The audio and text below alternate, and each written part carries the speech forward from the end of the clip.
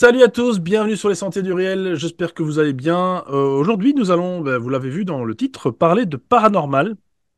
Et c'est avec d'ailleurs un invité que vous avez croisé déjà sur la chaîne, puisqu'il était venu nous parler du loup-garou en France, hein. Je vous mettrai de toute façon tout ça en lien dans la description. Je vous invite fortement à aller voir cette émission super intéressante.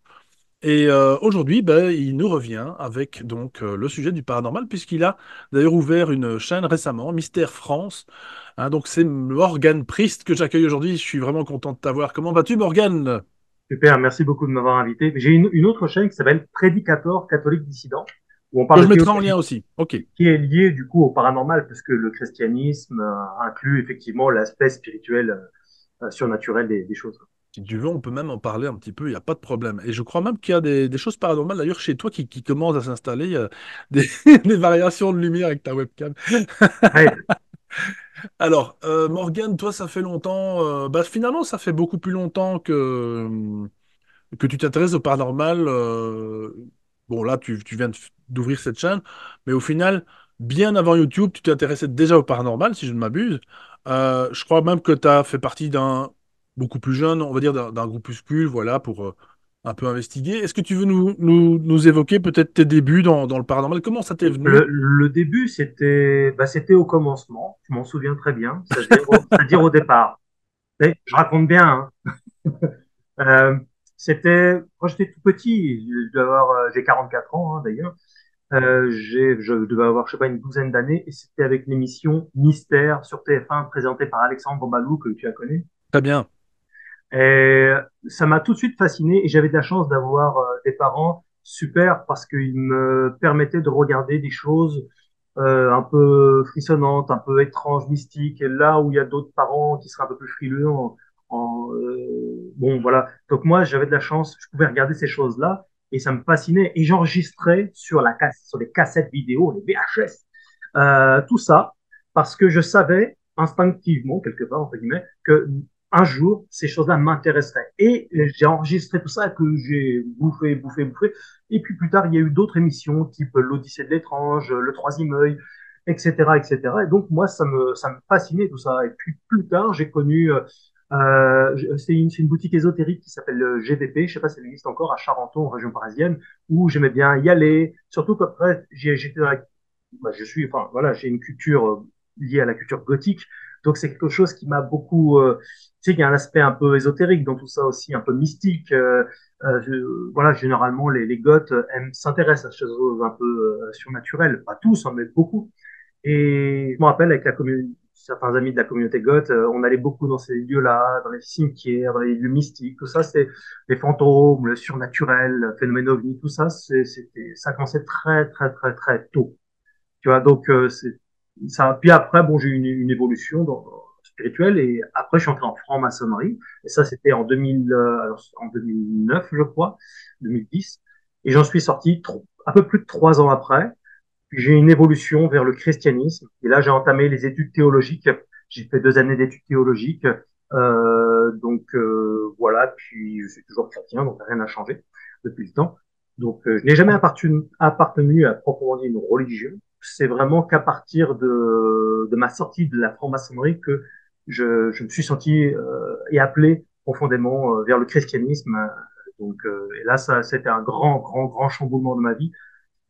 Voilà. Donc après, tout ça, c'est 44 ans de vie, hein, tu vois, donc c'est compliqué de tout synthétiser. C'est condensé, hein, mais toi, t'es un petit jeune, de toute façon, moi j'en ai 48, donc Ouais, ouais. Ah oui, un branleur.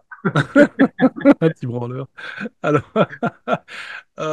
c'est vrai que d'ailleurs, il y a beaucoup de gens qui quittent la franc-maçonnerie pour devenir chrétien, j'ai l'impression Oui, il y a beaucoup de gens comme ça qui ont tout oui. à coup switché. Enfin, Parce qu'on voilà. s'aperçoit quand on est dedans, en Ouais. fait, et ça, faut être vraiment dedans. Alors, il y a ce qu'il y a sur Internet, il y Mhm. a des choses vraies et beaucoup de choses fausses. Il faut Mhm. vraiment se méfier. Et ça, le problème, c'est que, généralement, les gens se disent, ah, franc-maçonnerie, donc mauvais. C'est pas aussi simple que ça. En vérité, la majorité des francs-maçons sont des gens bien, sont des gens Sur des sympathiques, jambons. sont des gens bons.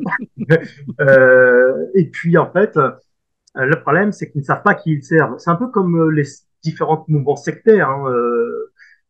Ces gens-là sont gentils, ils sont bien. C'est pas des tueurs, c'est pas des gens qui veulent asservir le monde. C'est pas, tu vois, C'est des gens qui ont un discours qui sont sincères dans leur démarche et qui sont plutôt bien sur presque tout rapport. Mais c'est juste qu'ils ne savent pas qui ils servent. Donc là, il y a la haute maçonnerie, eux, ils savent très bien. Et puis il y a les francs-maçons au sens général, où eux ne savent même pas, quoi. D'ailleurs, Jimmy Dieu, que tu connais, était franc-maçon aussi. Et pourtant, il dénonçait le groupe Bilderberg, la trilatérale, le CFR, le Majestic 12, la gouvernance mondiale des élites américaines. Euh, donc, parce qu'il y a différents types de nouvel ordre mondial aussi. Donc là, on pourra en parler aussi, mais ça, c'est plus politique. Mais enfin, tu vois, donc il avait beau être franc-maçon, il dénonçait, il était contre l'impérialisme américain. C'est ça, exactement. Oui, oui, oui. Bah, d'ailleurs, Jimmy, à chaque fois, je le dis, s'il nous écoute, bienvenue dans cette émission. Ouais, Moi, pour moi, il n'est pas mort, hein. Pour moi, il est, il est il est vivant. Autre part. immortel. Voilà. Oui. Bref, donc effectivement, ouais, donc tu t'es intéressé. Tiens, ça m'intéresse. Par quoi t'as été le plus attiré en regardant l'émission Mystère ou en écoutant d'autres émissions ou éventuellement en découvrant des bouquins, etc. Par quel phénomène vraiment précis t'as été le plus attiré? Parce que bon, Euh, il y a beaucoup de... Généralement, les phénomènes, au départ, il y a eu deux phénomènes. Tout était intéressant, donc c'est compliqué, mais des phénomènes de hantise et d'apparition, de matérialisation, d'esprit, c'est vraiment très impressionnant. Je me rappelle une maison, je crois que c'était en Normandie, où il y avait des pommes qui lévitaient et qui traversaient les murs, et on sent que dans les témoignages que c'est tout à fait authentique, notamment ces personnes disent que quand ils prenaient les pommes, elles étaient chaudes. Et on sait en physique quantique, quand la matière traverse la matière, ça crée une friction, et ça fait chauffer la matière, en fait. Donc, ces gens-là ne pouvaient pas inventer ça. On voit bien que c'est des gens, entre guillemets, simples, sans leur manquer de respect. Et donc, tout ce qu'ils racontent, vraiment, tu sais, il y a des témoins, il y a des témoignages où tu le sens, tu le vois, c'est tout à fait authentique, même si ça reste toujours fragile, un témoignage, mais bon, quand même, il y a des témoignages qui inspirent vraiment la réalité. Et il y avait le témoignage notamment aussi du Padre Pio, qui m'avait vraiment marqué. Il y avait des témoignages de miracles à Lourdes, de choses comme ça, et je me disais quand même, c'est bizarre, comment ces gens qui opèrent des miracles par la grâce de Dieu, comment ils peuvent avoir les stigmates du Christ comme Marthe Robin, ça se feinte du sang perpétuellement, ça ne coagule pas, il y a une odeur de sainteté, une odeur parfumée agréable, ils ont des attaques du démon, il y a des multilocations, c'est-à-dire des apparitions à plein d'endroits en même temps, il y a des miracles, il y a vraiment des miracles qui dépassent la science littéralement, et des lévitations, des transfigurations, c'est-à-dire qu'il est tout lumineux, il y a, je pense notamment bien sûr au Padre Pio, etc., etc. Ils lisent dans les cœurs, ils savent tout de toi. S'il y a des choses que tu n'as pas dit, ils vont le savoir, etc. Ils voient les anges, ton ange gardien, ils voient le Christ, ils voient la Sainte Vierge, ils voient des saints et des anges, ils voient plein de choses et ils donnent des informations extrêmement pertinentes, ils prophétisent. Je veux dire, c'est quand même bizarre. Si le monde spirituel, si Dieu n'existe pas, si tout ça, le christianisme, c'est une vulgaire connerie pour manipuler les foules et pour les asservir, si c'est juste ça paraît bizarre que ces gens-là aient ce genre de grâce-là. Et c'est des témoins vivants pour le monde, tu vois. Et c'est pour ça qu'ils avaient ces attaques du démon. Et moi, ça m'interpellait quand même déjà beaucoup, beaucoup, beaucoup. Et quand je suis converti au christianisme, je suis d'abord passé par la sphère protestante. Et eux, ils nient ces choses-là. Les stigmatiser, l'intercession des saints, etc., la communion des saints.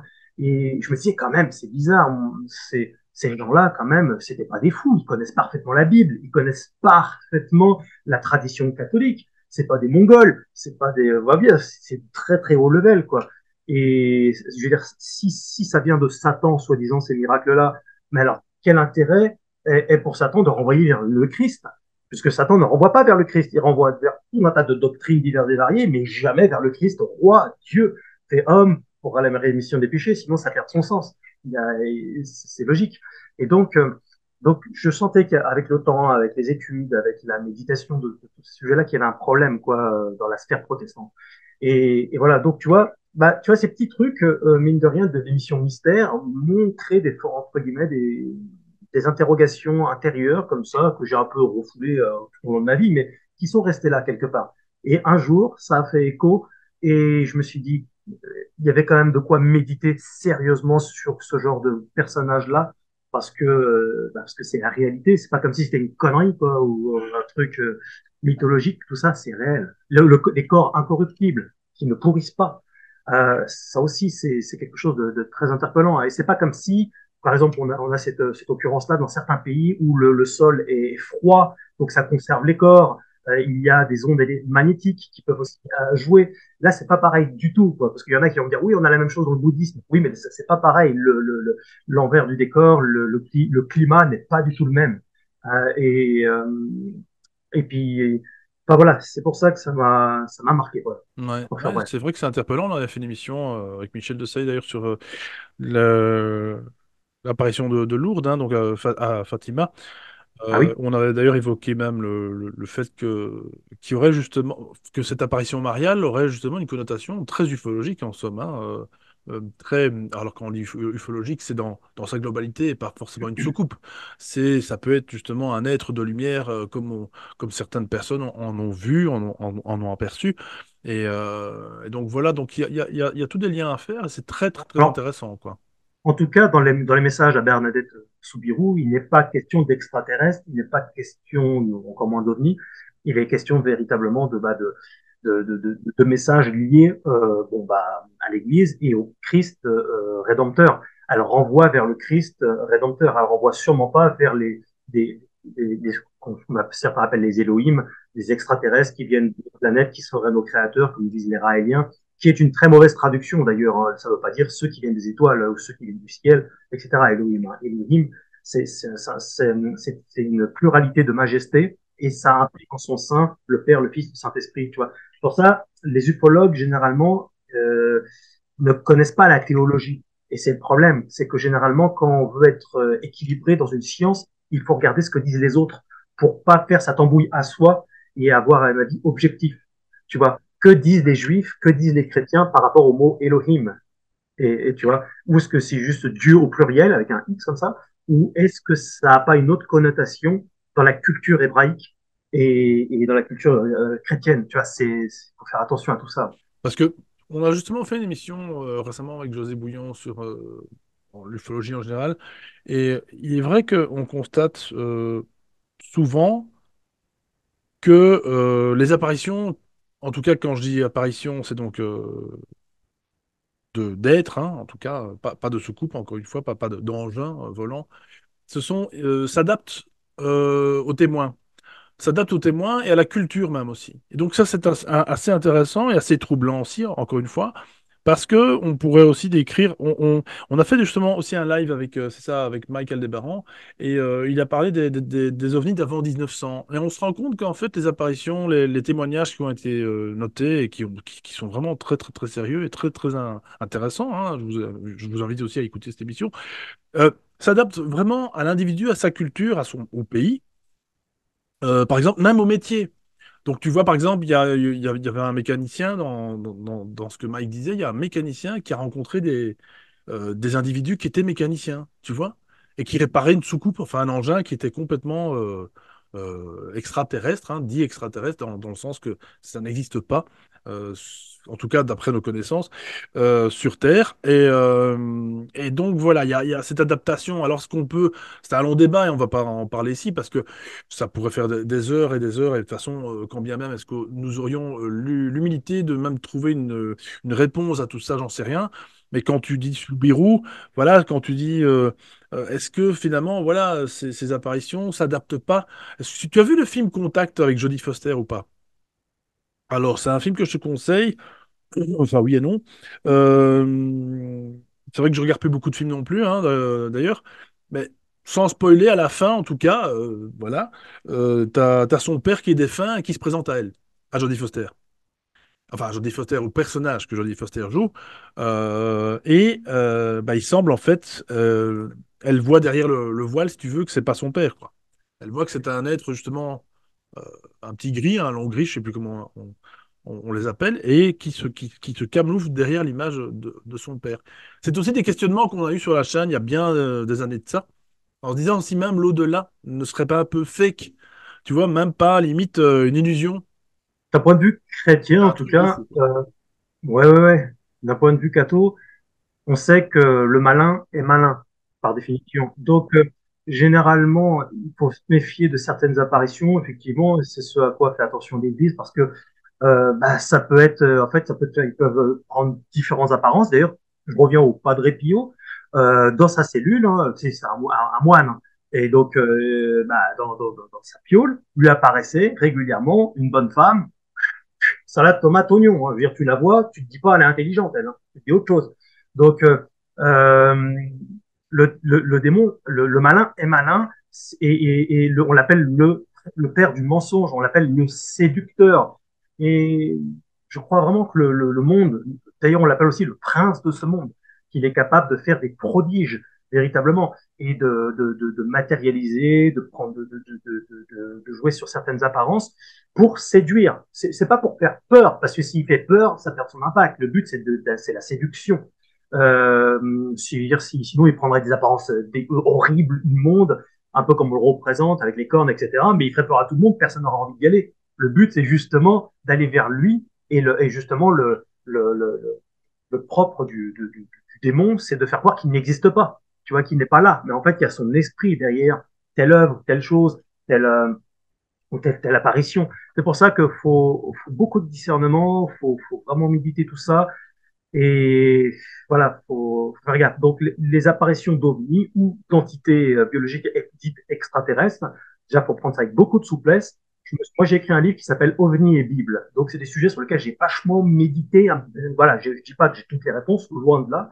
Mais en tout cas, je pense avoir même des éléments de réponse. Et à commencer, déjà, parce que je suis avant tout d'être quelqu'un de spirituel, je suis quelqu'un de très terre à terre.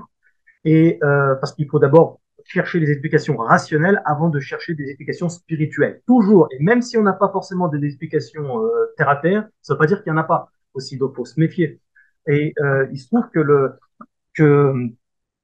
on ne sait pas qu'en fait l'armée et surtout les élites détiennent réellement. En fait, j'en parle dans mon livre, dans ce livre-là. On ne sait pas. En fait, il y a des pilotes de ligne qui vont te dire oui, alors on n'a pas cette technologie, on n'a pas cette technologie, mais ils ne savent pas en vérité. Ils savent que ce que eux ont appris lors de leur formation, tout ça, par expérience. Mais en fait, Absolument. tout est pyramidal. D'ailleurs, par exemple, quand les gens ont un patron, ils ne savent pas ce que le patron fait, qu'il côtoie, et son patron il ne sait pas non plus. Et tu vois ce que je veux dire? En fait, la vérité, c'est qu'on ne se doute pas une seconde de tout ce qu'il y a sur Terre et qu'il existe des technologies qui, je pense, bon, dans le corps militaire, feraient flipper beaucoup, beaucoup, beaucoup de monde. Et donc, ce qu'on pense être des objets venant d'autres planètes, je pense que bien souvent, je dis pas que tout s'explique comme ça, mais bien souvent, ça vient en fait de la Terre, en fait. Et je pense aussi que l'adversaire, donc là sur le plan spirituel, est capable aussi de prendre des apparences diverses et variées pour séduire, pour orienter vers d'autres bon, différentes doctrines, différents schémas de pensée.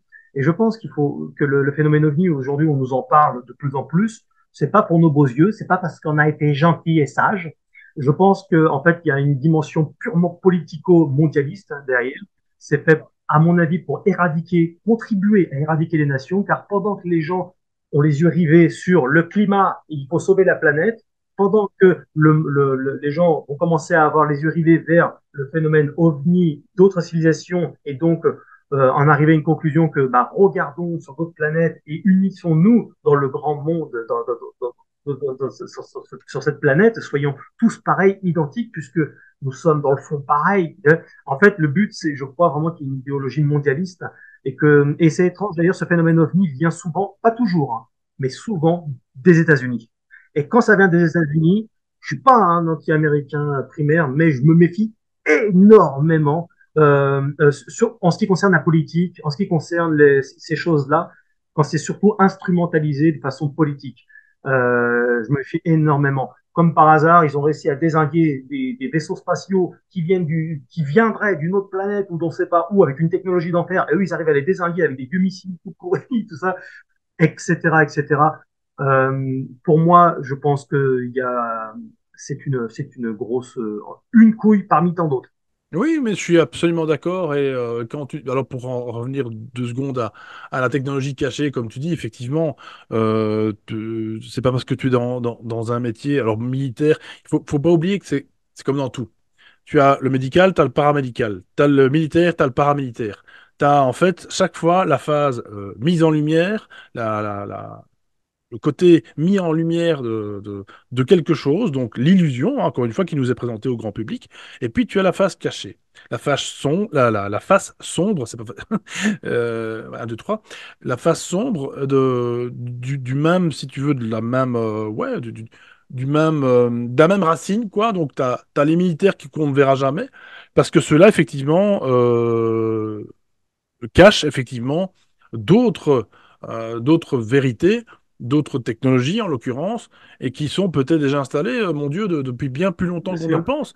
Et, Dans mon livre, j'explique et je donne des sources, hein, qu'il y a des, tout de même, il y a des choses qu'on arrive à savoir, il y a plein de choses qu'on ne sait pas, évidemment, il y a surtout peut-être même plus de choses qu'on ne sait pas qu'on sait, mais des gens qui travaillent sur le voyage dans le temps, sur la téléportation.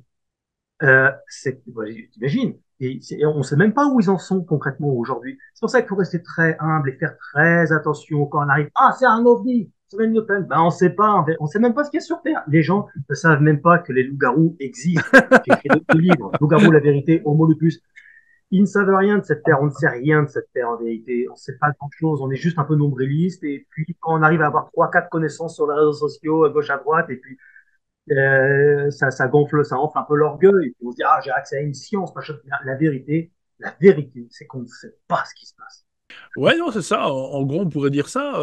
Mais je crois qu'on a tendance de en plus à le sentir quand en fait on est berné, si tu veux, tu vois ce que je veux dire, sans pour autant mettre un mot, une image, une preuve, hein, mon Dieu, oh, ce fameux mot Oui, preuve, tant galvaudé pour dire que voilà, on a la science infuse et puis on sait vous présenter quoi que ce soit. Faut pas oublier que tout ça est très très bien ficelé, mon cher Morgan. Ce sont des couches, des strates. Et on est dans un labyrinthe en fait d'idées, un labyrinthe d'informations, et qui aussi fait partie aussi du grand jeu de- comment est-ce que je pourrais dire euh, l'échec mondialiste. oui, voilà, parce que en mettant toutes ces informations mélangées dans un grand saladier, ben en fait ils veulent que la personne lambda, finalement la personne qui n'est pas dans tous ces sujets-là soit complètement perdue. Et dès que tu leur parles de ça, oh ben moi ça m'intéresse pas, j'ai pas que ça à foutre, j'ai du travail. Ben oui, Oui. forcément. Ben bon, ça on va pas revenir là-dessus, mais c'est vraiment ça. On nous empêche de toute façon. En tout cas, on nous empêche pas pour l'instant. C'est à nous à le faire. On nous empêche rien du tout. Il faut chercher, il faut trouver, il faut chercher et puis trouver aussi, surtout, c'est important. Mais il faut continuer vraiment à se poser des questions. C'est comme un enfant. Tu sais, tu te rappelles, tu as peut-être eu ce genre de remontrance ou pas, j'espère pas pour toi, mais en tout cas, dans la plupart des enfants qui posent trop de questions, moi j'en ai eu des remontrances avec ça, même avec des profs, hein, surtout avec des profs. Quand tu poses un peu trop de questions hors du programme dans lequel ils sont justement programmés à donner leur cours, c'est pas bon. C'est tais-toi ou je te mets une colle, en fait, ça n'a pas de sens. Ah ouais, Pose le une question formatage. intéressante, tu poses une question enfin qui dépasse un peu le truc. Non, non, surtout pas. Pose pas de questions, quoi. Et on en est encore là maintenant, en fait. Pose pas de Oui, questions. moi j'ai eu beaucoup de chance par rapport à ça, c'est que j'ai pas été beaucoup à l'école. Je n'ai C'est pas bien ça. d'éducation, j'ai pas de formatage d'éducation scolaire. Et j'ai été un peu outre mesure, hein, parce que je sais tellement rien, mais éduqué dans la vie par mes voyages, par mes rencontres, par tout ça, mais je suis on va dire un autodidacte. C'est la meilleure Mais école. C'est grâce la meilleure école. à ce manque de formatage, grâce à ce non-formatage, ça m'a permis tout de même d'être un électron libre et de pouvoir apprendre avec le temps, mais c'est toujours pareil, quand on a une information, c'est compliqué parce qu'il faut apprendre à la remettre sur la table, à la réanalyser. Et quand on est complotiste, ce que je suis, c'est que je dois faire attention avant tout à moi-même, faire attention à mes propres émotions, ma propre connaissance des choses. Je dois analyser, ne pas tirer de conclusions hâtives, ne pas faire quelque chose de théorique, un fait. Et aussi, et ça c'est une chose qu'on apprend en science, c'est de dire parfois je ne sais pas, on ne sait pas. Et ça, c'est pas, ça demande un tout petit peu d'humilité. Et c'est pas ce qu'on a dans la complosphère, généralement, c'est beaucoup d'orgueil. C'est mais si, il y a ci, mais si, il y a ça, mais il y a ci, mais il y a le Bluebeam, et le projet ARP, et les chemtrails, et la Terre plate, et machin, des trucs, en fait, ça affirme beaucoup, beaucoup, beaucoup de choses, mais il y a des choses qui existent et qui sont factuelles, et des choses qui où c'est tout à fait théorique. En fait, on ne sait pas, mais il y a des choses qui n'existent plus, il y a des choses qui existent encore. Enfin, tu vois, les choses des fois, il faut prendre les choses avec une certaine souplesse et les choses sont pas forcément noires, blanches, mais des fois sont grises ou, tu vois, plus nuancées. C'est pas facile, hein. Et ça, j'ai appris à le faire un petit peu avec le temps et je continue d'apprendre. L'humilité, ça c'est le mot d'ordre. Pour moi, c'est ça, c'est pareil. Pas Là, facile. on se rejoint. C'est l'humilité de dire que, au fond, et puis quand bien même, t'aurais tes propres convictions. Moi, j'ai mes propres convictions, et tous les auditeurs qui nous écoutent ont leurs propres convictions. Quand bien même, c'est pas sale en fait. Mais tu en conviendras Le que truc, c'est de on peut l'imposer. avoir, Le truc, c'est de l'imposer oui, oui, à quelqu'un qui va pas. De toute façon, comme je le dis à chaque fois, retiens ce que tu as à dire, Morgane, comme je le dis à oui, chaque fois, ça ne sert de toute façon à rien de rusher, de se ruer vers quelqu'un qui n'a pas, ne serait-ce que même la base de toutes ces connaissances, ou en tout cas de toute cette information, que tu vas commencer à lui déblatérer. Et c'est ça le problème, en fait. Moi, je suis passé par là aussi, hein, oui, et j'en ai eu d'autres après qui sont venus machin. Tu sais, quand ils découvrent la lumière, quand ils se, bah, oui, bah oui, on se brûle les ailes. Parce que oui, le zèle, on se c'est un brûle zèle. les ailes parce que le problème, c'est que tu vas vite rentrer dans un truc, t'as vu, hein, c'est un nouveau paradigme, c'est génial, et il y a ça, et il y a ça. Et le problème, c'est Ouais, bah, c'est qu'après, ça. et c'est ça aussi, le mal, le diable, le malin, tout ce que tu veux, c'est que je pense qu'il est là aussi pour te faire perdre ta propre souveraineté. Et moi, je pense que justement, l'humilité sert à quoi? Sert à avoir, comme Bouddha, en tout cas comme la représentation qu'ils font de Bouddha, c'est-à-dire une main vers la terre et le reste vers le ciel. En fait, il faut rester ancré tout en allant aussi dans d'autres cieux, quoi. Ne pas avoir peur, en tout Oui, cas, de penser autrement, mais tout en oui, restant humble. Mon Dieu, ça, c'est vraiment le mot premier. Voilà, je m'excuse, Morgane, tu étais en train de dire quelque chose. oui, oui. Mais généralement, quelqu'un d'orgueilleux se croit humble aussi. Oui, Donc c'est compliqué.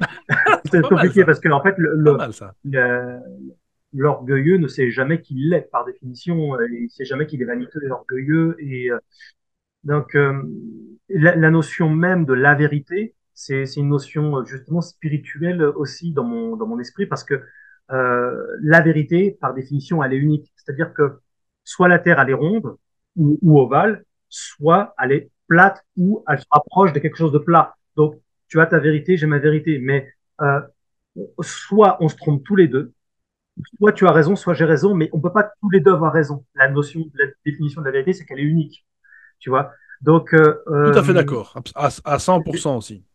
et ça, c'est une phrase qui m'a beaucoup interpellé dans l'évangile de Saint Matthieu, au chapitre 14, quand Jésus dit, on lui demande, euh, qui es-tu? Il dit, Jésus répondit, je suis le chemin, la vérité et la vie.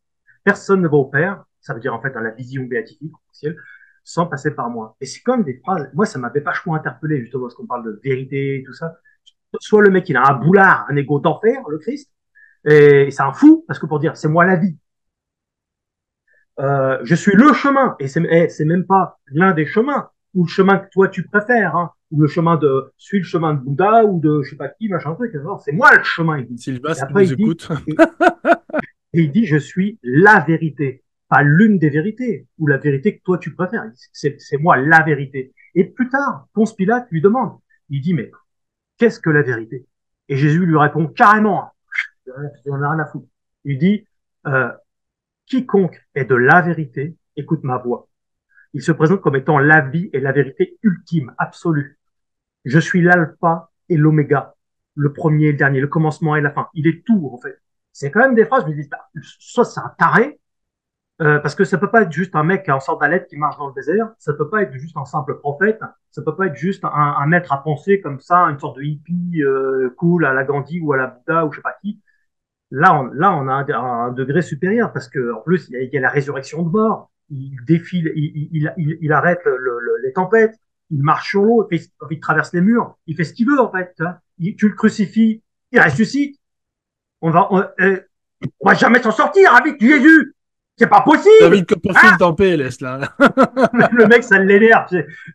Tu vois, je me suis dit, on a affaire à quelque chose. Alors, après, je suis rentré dans des considérations aussi de, mais alors, est-ce que c'est réel? Est-ce qu'il a réellement existé? Donc là, on sait, sur le plan historique, qu'il a réellement existé, contrairement à ce que raconte toutes les conneries qu'a raconte Michel Onfray. avec lequel j'aimerais beaucoup avoir un débat d'ailleurs, sur le plan théologique, qu'on rigole 2 minutes. Mais d'ailleurs, on retrouve aussi le Christ même dans le Talmud, qui est pourtant parfaitement juif. On retrouve le Christ dans l'islam. On retrouve même le Christ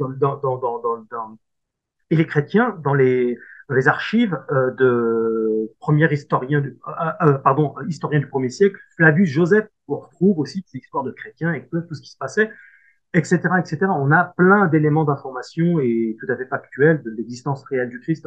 Et d'ailleurs, il a tellement marqué le monde qu'on a même aujourd'hui en Occident ici l'avant et l'après Jésus.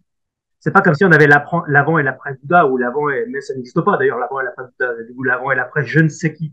C'est quand même une figure très particulière. Regarde les édifices, regarde les cathédrales, tout ce que ça a généré de positif, le Christ. Euh, et puis, quel exemple d'amour. Ça aussi, c'est une dimension liée à la vérité. Il n'y a pas de plus belle preuve d'amour que celui qui donne sa vie pour ceux qui l'aiment, dit Jésus. Tu vois.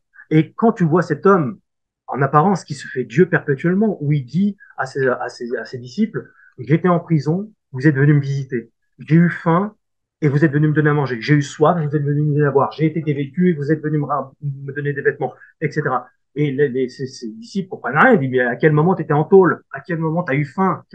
Et là, Jésus leur répond, à chaque fois que vous avez fait ça à quelqu'un sur terre, c'est à moi que vous l'avez fait.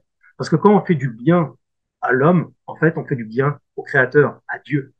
Et, et en fait, dans ma vision de Dieu, j'essaie de pas trop brouillon tout ça, mais c'est lié à la vérité, c'est que quand on fait du bien à l'homme, on fait du bien à Dieu, et Dieu est une personne, et c'est pas une énergie ou juste une idée abstraite, gnostique, quelque chose d'impalpable ou d'inatteignable, ou alors on serait tous des dieux. Non, non, c'est bien une personne précise qu'on apprend à connaître et qui a vraiment un esprit, une intelligence, une parole. C'est pour ça que nous sommes faits à son image. C'est vraiment un être, un vrai esprit, quoi, qui prend apparence humaine. Et preuve en est, encore une fois, si Jésus n'était pas Dieu, alors il ne serait pas ressuscité, parce que la définition même du Dieu, c'est que de Dieu, pardon, c'est que tu peux pas le tuer. Sinon, c'est pas Dieu. Un Dieu qui ne sait pas tout, qui n'est pas omniscient, omnipotent, omniprésent, c'est pas Dieu déjà, mais en plus qui prend une apparence humaine et qui va jusqu'à carrément se faire tuer pour rien d'ailleurs, hein, ce qui prouve bien que ce monde va mal et il a toujours été mal, qui en plus arrive à la fin, qui ressuscite quand même, les gens sont tous sur le cul, quoi. Et donc, il y a beaucoup à méditer là-dessus. Et je pense que ça devrait être enseigné à l'école, ces choses-là, parce que c'est fabuleux et c'est extraordinaire. Et c'est vrai, c'est pas comme si c'était une connerie, quoi. Et je sais qu'aujourd'hui, la religion n'est pas à la mode et que c'est un truc pour les gogos ou les gens un peu concons, que c'est un instrument de pouvoir. Mais c'est faux. Le principe même de religion, c'est fait pour être relié au sens le plus noble et beau du terme. Ça veut dire, religion, ça veut dire relier. Hein. Donc, on est relié. C'est l'opposé de la secte. Donc, bien sûr, de l'église, tu as des ordures. Tu en auras toujours. Tu as des pédophiles, tu as des ordures, tu as tout. Mais Dès qu'il y a partout. l'homme, finalement, quelque part, hein. Un Ouais, peu. voilà, c'est ça. Revenons au message central du Christ, au message de la Sainte Vierge, au message fondamental de base de l'Église. Tu vois, car le Christ sans l'Église, c'est lié, quoi. C'est intrinsèquement lié. Mais tu vois, il y a, et ça, moi, toutes ces aventures spirituelles, méditation, comme la culture goth a une dimension profondément aussi spirituelle, comme je disais tout à l'heure, parce que indirectement, et ils ne s'en rendent pas forcément tous compte, mais c'est une méditation sur ce qu'est la mort. En fait, moi, je sais que je suis entré dans la culture goth après la mort de mon oncle. Et puis, j'ai été toujours un peu plus profondément dans cette culture-là après la mort de ma mère. C'est quelque chose, la mort, qui m'a toujours interpellé, intéressé. Tu apprends que, waouh, c'est violent, c'est vraiment violent quand tu es à l'enterrement et que tu vois tout le monde pleurer et que et les personnes vont te manquer et que tu t'en remettras jamais et que tu vas juste apprendre à vivre avec ça. Qu'est-ce que la mort alors? Mais où on va? À quoi ça sert? C'était juste ça la vie. L'amour qui n'existe pas, en somme, hein. Comme tu le sais, Oui, oui. Et du coup moi, j'ai vraiment eu des réponses très, très, très cohérentes à travers le christianisme. Et, euh, et voilà. Bon. Mais tu vois, tout ça, Mais moi, de toute c'est- façon, déjà, je trouve ta démarche quand même louable, dans le sens que tu es quand même un chrétien qui ose aborder, enfin, comment dire, qui aime non seulement aborder, bah oui, le gothique, et en plus de ça, qui ose aussi aborder tout le paranormal, parce que effectivement, messieurs, dames, nous sommes dans une émission un peu paranormale, mais enfin, c'était très intéressant. Par contre, puisque tu as écrit ce bouquin OVNI et Bible, et ça, c'est vraiment très intéressant, on pourrait peut-être en faire un sujet complet là-dessus, si tu veux, parce que ça, c'est vraiment très, très intéressant. Et je veux dire, voilà, c'est pas donné à tous les chrétiens, à toutes les personnes dites soi-disant religieuses. Quand je dis soi-disant, c'est parce que voilà, qu'est-ce que la religion, qu'est-ce que être religieux, on va pas en débattre maintenant, mais c'est globalement, moi je trouve que c'est ça la religion. C'est religarer, se relier, en tout cas de toute façon, comme tu as très bien dit, se relier entre nous, entre ouais, toutes les religions devraient le faire comme ça. À la base, c'est ça en fait le message premier, mais surtout aussi relier d'autres sujets, d'autres thématiques, et ne pas rester sur un sentier parce que je vais à l'église et parce que ça c'est pas bien et parce qu'on m'a dit que voilà, les gothiques c'est des vampires et machin et les ovnis ben, en fait c'est le diable machin. Non, il faut se dire que la vie c'est ça en fait. On vit on est dans un monde magique et je trouve que le sens même premier d'être venu au monde. Tu sais, je veux dire, pendant des années, je pense que ça arrive à beaucoup d'hommes et à beaucoup d'humains en général. À un moment donné de ta vie, c'est qu'est-ce que je fous de ma vie? Tu vois, c'est le fameux questionnement. Pourquoi est-ce que je suis venu au monde? C'est quoi ce boulot de merde que je fais tous les jours? Et machin, et c'est pas ça ma voie, etc. Enfin, plein de questions existentielles. Je pense on s'en est posé au moins une fois cette question en tout cas, à partir de personnes qui ont moins la quarantaine, et peut-être même des jeunes maintenant, c'est encore plus triste, qui se posent déjà même la question à 20 ans. Ça, c'est encore pire. Parce qu'à 20 ans, à un moment, tu ne poses pas ce genre de questions. Mais apparemment, oui, puisque le monde change très vite, tout s'accélère pour eux également. Et ce que je veux dire aussi par là, c'est que, pour ne pas m'embrouiller, c'est que je trouve que donc cette existence, en fait, elle prend forme, elle prend tout son sens quand tu sais observer justement ce qu'il y a autour de toi et quand tu conçois que en fait tout ça c'est pas du fake, du blabla, que ce soit du côté religieux, que ce soit du côté paranormal, que ce soit du côté oui ufologique et peu importe, quel que soit ce que vous vivez, quelle que soit votre même l'expérience que vous en avez fait aussi, on peut observer des choses. Tu sais le problème en fait c'est aussi ça l'ego humain, c'est tu vas avoir des personnes, on va en reparler bien sûr dans ta chaîne, tu reçois des personnes, c'est un peu le même système qu'avec Loup-Garou France, tu reçois donc des témoignages, on va y revenir. Et je trouve que le plus important, et je le dis à chaque fois, peut-être que je l'ai dit dans l'émission passée, c'est d'écouter l'autre. C'est d'écouter vraiment, mais je vous assure, c'est pas entendre. Entendre, tout le monde peut le faire. On peut entendre un oiseau, on peut entendre un camion passer, on peut entendre beaucoup de choses, mais écouter, c'est-à-dire écouter, ça veut dire décortiquer chaque phrase, chaque mot, être attentif à ce que la personne dit, que ce soit bullshit ou que ce soit tout à fait vrai, c'est pas important. La personne a besoin d'être écoutée et surtout dans le monde paranormal, j'appuie le truc. Vraiment, écoutez votre prochain, sans faire voilà, de grands verbes. Écoutez vraiment les personnes qui vous ont dit, voilà, moi j'ai fait ça, j'ai fait ça. Quand je faisais des conférences sur les orbes, il y a des années de ça, et sur les mondes de l'invisible en général, bien avant la chaîne, il y avait des personnes qui venaient, tu sais, après la conférence, me dire tel témoignage. Ben, j'écoutais parce que c'est vrai que c'est toujours compliqué. C'est ça, c'est là où j'en reviens avec l'ego. C'est toujours compliqué de se mettre à la place de quelqu'un qui a observé et qui vous dit avec ses propres mots, hein, tu as aussi le téléphone arabe. Le problème, c'est que les gens n'arrivent pas toujours forcément à exprimer ce qu'ils ont vu.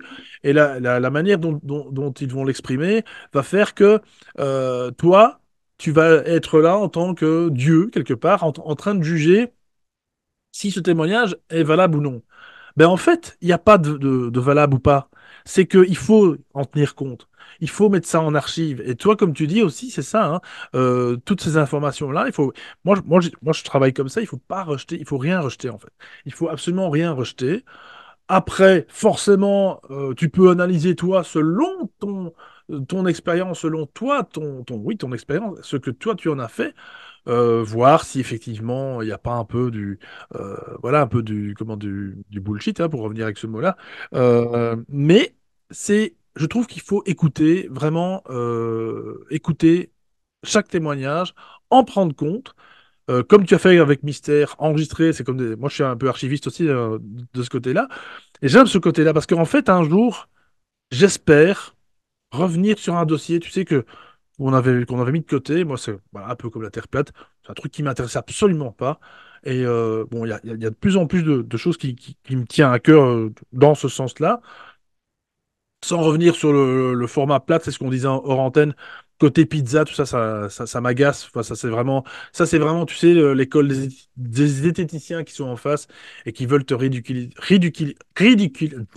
enfin bref, te mener en bateau sur ton propre sujet. Et en gros, non. Quand tu as ta conviction, tu sais, Morgane, c'est, voilà, quand tu as une conviction, alors la conviction, elle peut être un piège, on le sait très bien. À ce moment-là, elle peut t'enfermer dans une boîte et à ce moment-là, tu n'en sors plus. Et voilà. Et donc à ce moment-là, tu n'en sors plus. Et c'est pour ça qu'il faut toujours avoir un doute, en tout cas un faible pourcentage de doute, pour pouvoir justement dire, ah, mais finalement, je m'étais trompé, ou finalement, j'ai raison. Et c'est ça la vie, en fait. C'est pas important. C'est pas important qu'on dise. Qu'on soit parti sur du faux, sur du vrai, c'est pas important. Le truc, c'est de se poser la question. Enfin bref. En fait, j'estime que nous faisons tous partie d'une religion, et souvent même sans le savoir, en termes étymologiques. Les athées, par exemple, un athée va dire souvent, j'aime pas les religions, c'est un instrument de pouvoir, des lieux communs comme ça, sans beaucoup de grandes réflexions Ouais. profondes en vérité. Sauf qu'en fait, ils font partie d'une religion, la Mais oui, religion de la foi en leur rien. voilà. Donc après, bon, ils ont le droit de croire en rien. Donc après, bon, t'as tout un tas de religions diverses et variées, de spirituelles, plus ou moins spirituelles, mais religion, c'est juste être relié par le même mouvement de courant de pensée. Et après, il y a, donc c'est là où il faut faire attention de ne pas sombrer dans l'obscurantisme, dans le fanatisme, et de ne pas être pour l'écuménisme. Ça veut dire, en fait, le fait de parler avec les autres, le fait de débattre, d'avoir une discussion sincère et surtout de ne pas être hypocrite, c'est-à-dire de ne pas non plus éviter les sujets qui, entre guillemets, qui fâchent, les points de discorde. L'islam est une religion où il y a des points communs avec le christianisme, c'est vrai. Il y a aussi beaucoup de points de désaccord, c'est vrai, et il faut aussi en parler. Il ne faut pas non plus relativiser et dire que tout se vaut et que finalement, on n'a pas besoin d'en parler. Si, si, on a besoin d'en parler parce qu'il y a pas mal de points de désaccord et il faut dire, soit tu te trompes, soit je me trompe. Il y en a bien qui se trompent. Alors, qu'est-ce que la vérité? Et on revient au Christ. Je suis la vérité, le chemin et la vie. Alors, pour moi, c'est un point de repère. Il y a des gens aussi qui vont te dire, c'est trop dogmatique. Mais tous ont leur dogme. Le dogme de l'athée, c'est Dieu n'existe pas. C'est son dogme. Ça veut dire dogme du grec dogma. Ça veut dire figé. C'est dans le marbre. C'est sûr, c'est certain. Voilà. Et ben, pour lui, c'est sûr. Son dogme, c'est Dieu n'existe pas. Etc. En fait, on a tous des dogmes, on a tous des certitudes sur certains points, ça. Et c'est figé, c'est comme ça. Donc, il y a des sujets donc sur lesquels effectivement ils vont avoir raison, puis d'autres ils vont avoir tort. Et c'est pour ça que je dis vraiment il faut avoir une grille de lecture complète, surtout sur tout ce qui est spirituel, comme ça, parce que des fois c'est des choses pas forcément palpables, des fois c'est des choses qui demandent beaucoup d'études, d'analyse, de réflexion. Et comme tu l'as si bien dit, il y a entendre et écouter. Moi, je vois par exemple sur le pape François. Alors, je suis pas un papolâtre, hein, mais j'aime pas qu'on fasse dire n'importe quoi aux gens, que ce soit le pape, toi, n'importe qui. J'aime pas qu'on fasse dire, et à moi aussi, parce qu'on me fait parfois dire ce que je n'ai pas dit du tout, ce que je n'ai pas pensé. Et c'est là le danger des gens en fait qui ne font que entendre et qui n'écoutent pas, ou qui entendent ou qui écoutent à travers d'autres personnes. Alors entre-temps, bah, du coup, tu n'as pas du tout dit ça comme ça, avec telle intonation, avec telle expression, etc. En fait, ça ne veut plus rien dire. Et on fait ça énormément aussi dans l'Église. Au pape, on lui fait dire des choses qu'il n'a jamais dites et pas de cette façon-là, et pas avec cet esprit-là non plus. Et c'est toujours comme ça, en fait. C'est pour ça que, c'est des gens qui vont dire, oui, à la télé, on nous raconte que des conneries. Mais en fait, ils vont te répéter beaucoup de conneries de la télé quand même, parce que de toute façon, ils connaissent du monde qui regarde la télé. Mais après, ils vont regarder sur Internet. Mais à la télé, sur Internet aussi, c'est bourré de conneries aussi. En fait, t'es pas plus avancé l'un comme l'autre que sur. En fait, le problème, c'est pas de ne pas regarder la télé. Le problème, c'est comment tu la regardes, avec quel œil exactement, comment, avec quel discernement. Et Internet, c'est pareil. quand on voit dans la complosphère ou dans les mondes spirituels divers et variés, avec les channeling, les machins, les trucs, ça part dans tous les sens, c'est un massacre complet. Et du coup, il faut beaucoup discerner, il faut prendre du recul, il faut pas tomber dans n'importe quoi. Et c'est pas facile, ça demande de la connaissance, une étude réelle, profonde, et surtout prendre du recul sur tout à chaque fois. Pas être dans l'émotion, mais j'allais dire, dans une forme d'intelligence, de la réflexion. C'est pas facile, hein, parce que on est dans un monde où il faut penser avec le cœur. Oui, mais le cœur, c'est pas la raison. Le cœur, d'ailleurs, on dit l'amour est aveugle. Tu sais, des fois, tu vois, des fois, il faut prendre le temps. Moi, quand il y a des grands événements, il y a des choses, que ce soit sur le plan spirituel ou sur le plan géopolitique ou tout, des fois, je donne pas mon avis tout de suite. J'attends, je réfléchis, parce que sinon, je vais parler avec mon émotion et je vais dire des conneries. Voilà. Donc, il faut analyser, il faut voir si c'est vraiment vrai. Et des fois, on me donne entre guillemets, informations. Alors, je dis, est-ce que tu es sûr que c'est vrai? Est-ce que ça va m'apporter quelque chose de savoir? Est-ce que c'est vérifiable, tout ça? Est-ce que je vais grandir avec ça ou pas? Tu vois, c'est une question de base que je me pose aussi, quoi. Parce que c'est compliqué. On est dans un monde de confusion totale. Alors, toutes les périodes ont eu leur confusion, mais c'est vrai que la confusion est particulièrement élevée aujourd'hui. Et je vérifie tout et constamment, quoi. C'est Ben oui, mais en plus, on est dans un monde, comme tu le sais, avec tous ces réseaux, enfin moi je les appelle les réseaux asociaux, on est devenu de plus en plus, ouais, comment est-ce que je veux dire, on essaye tous déconnecté d'une certaine déconnecter, oui, oui, réalité. d'une certaine réalité, mais quand tu rencontres des personnes que tu connais pas et que enfin, quand tu les rencontres, c'est en physique, hein, et que tu commences à débattre sur tel ou tel sujet, j'ai l'impression qu'il y a un peu ce côté, j'ai l'impression que tout le monde veut être un peu pouvoir. Je pense que c'est aussi. Enfin, je vais arriver à la fin de ma phrase, mais je pense que c'est aussi parce que pendant des années, on était justement personne. C'est parce que là, Oui, c'est de la misère humaine. voilà, finalement, c'était métro, boulot, dodo, et quelque part, tu n'as aucune identité. Parce que je pense, maintenant, il y a un paradigme, c'est que les gens commencent vraiment à ne plus vouloir se laisser marcher sur les pieds, de plus en plus, on le sait, avec plein de sujets. Il y en a encore aussi, hein, un paquet qui sont dans le système, mais voilà, peu importe. On est de toute façon tous sur la même horizontale, là, pour le coup, hein, donc dans le même bateau, comme je dis à chaque fois. Ah Mais ouais. on a déjà pris, on va dire, du large, en tout cas ici, ou en tout cas dans le cœur. Et donc, je pense que quand tu rencontres des personnes, parfois, tu sais, euh, elles veulent. On dirait que tu as un profil Facebook devant toi, en fait. Je sais pas comment expliquer. Euh, t'as T'as plus le même rapport à l'identité. Alors, vous allez me dire, chers auditeurs, de quoi est-ce qu'on est en train de causer? Mais c'est simplement ça, en fait. Le truc, c'est que on a l'impression qu'on a alors ça c'est mon ressenti, on a l'impression qu'on n'a plus le temps, enfin j'ai l'impression qu'on n'a plus le temps, que on est dans un non-temps, là pour le coup on est dans le fameux temps de l'Apocalypse, le temps des révélations. Ça j'en suis certain à 100%.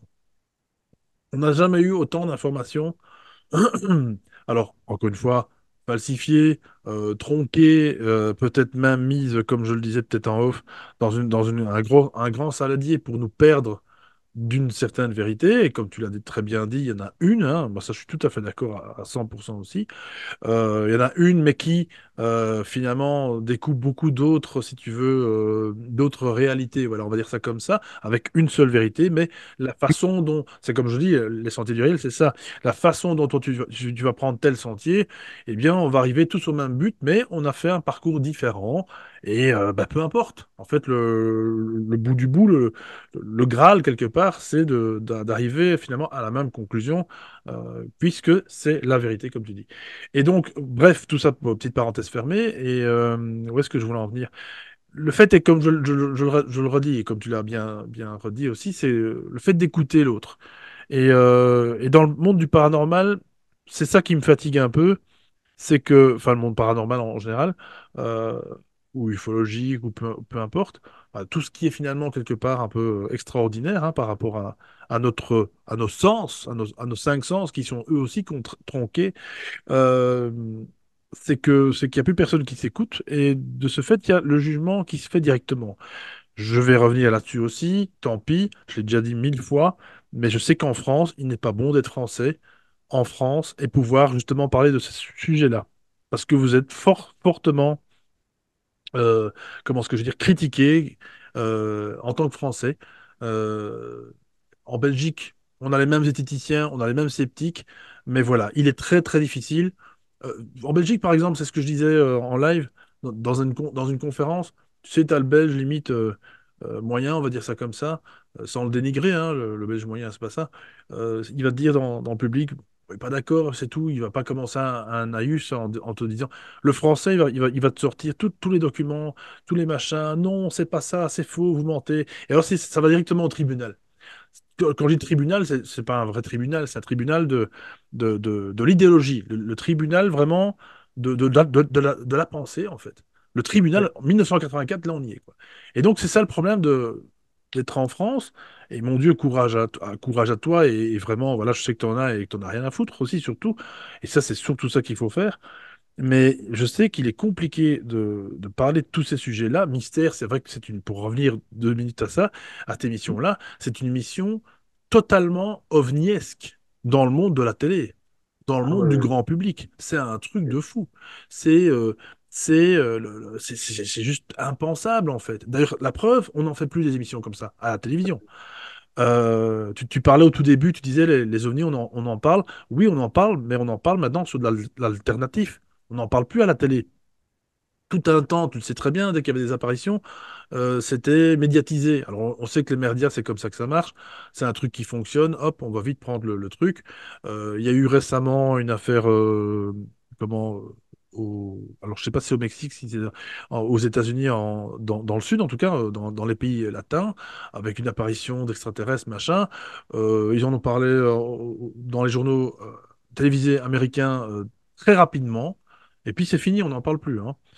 Donc, tu sens bien que faut surtout pas de nouveau, encore une fois, attirer ces sujets-là auprès du grand public. De toute façon, comment ce que je vais dire? De toute façon, tous ces phénomènes, encore une fois, c'est à toi, c'est à nous de prendre en compte que ça existe ou pas. C'est pas important. Finalement, il n'y a rien d'important. C'est pas ça qui va nous amener à bouffer, c'est pas ça qui va nous amener à nous aimer un peu plus. Ça devrait normalement, ça devrait encore une fois nous relier, mais c'est pas le cas. La division, elle est là tout le temps. Dans chaque sujet, tu peux faire Le, n'importe quel sujet, la division, elle va être là. C'est ça le gros cancer de le l'humain. sujet OVNI, bon, moi j'ai vu que depuis un an ou deux, ils en parlaient un peu plus dans certains médias en France en tout cas, et même chez Hanouna, avec Jean-Claude Bourré, pour moi c'est un massacre en termes d'ufologie, mais bref. Euh, j'ai constaté tout de même que, ils en ont parlé dernièrement, il y a quelques mois là, d'un OVNI qui serait débarqué soi-disant au Chili, avec des extraterrestres qui auraient été voir là, par exemple dernièrement à New York, avec des extraterrestres de 3 mètres, c'est un peu, on voit rien, enfin, on parle de choses comme ça, mais bon, ça c'est une chose.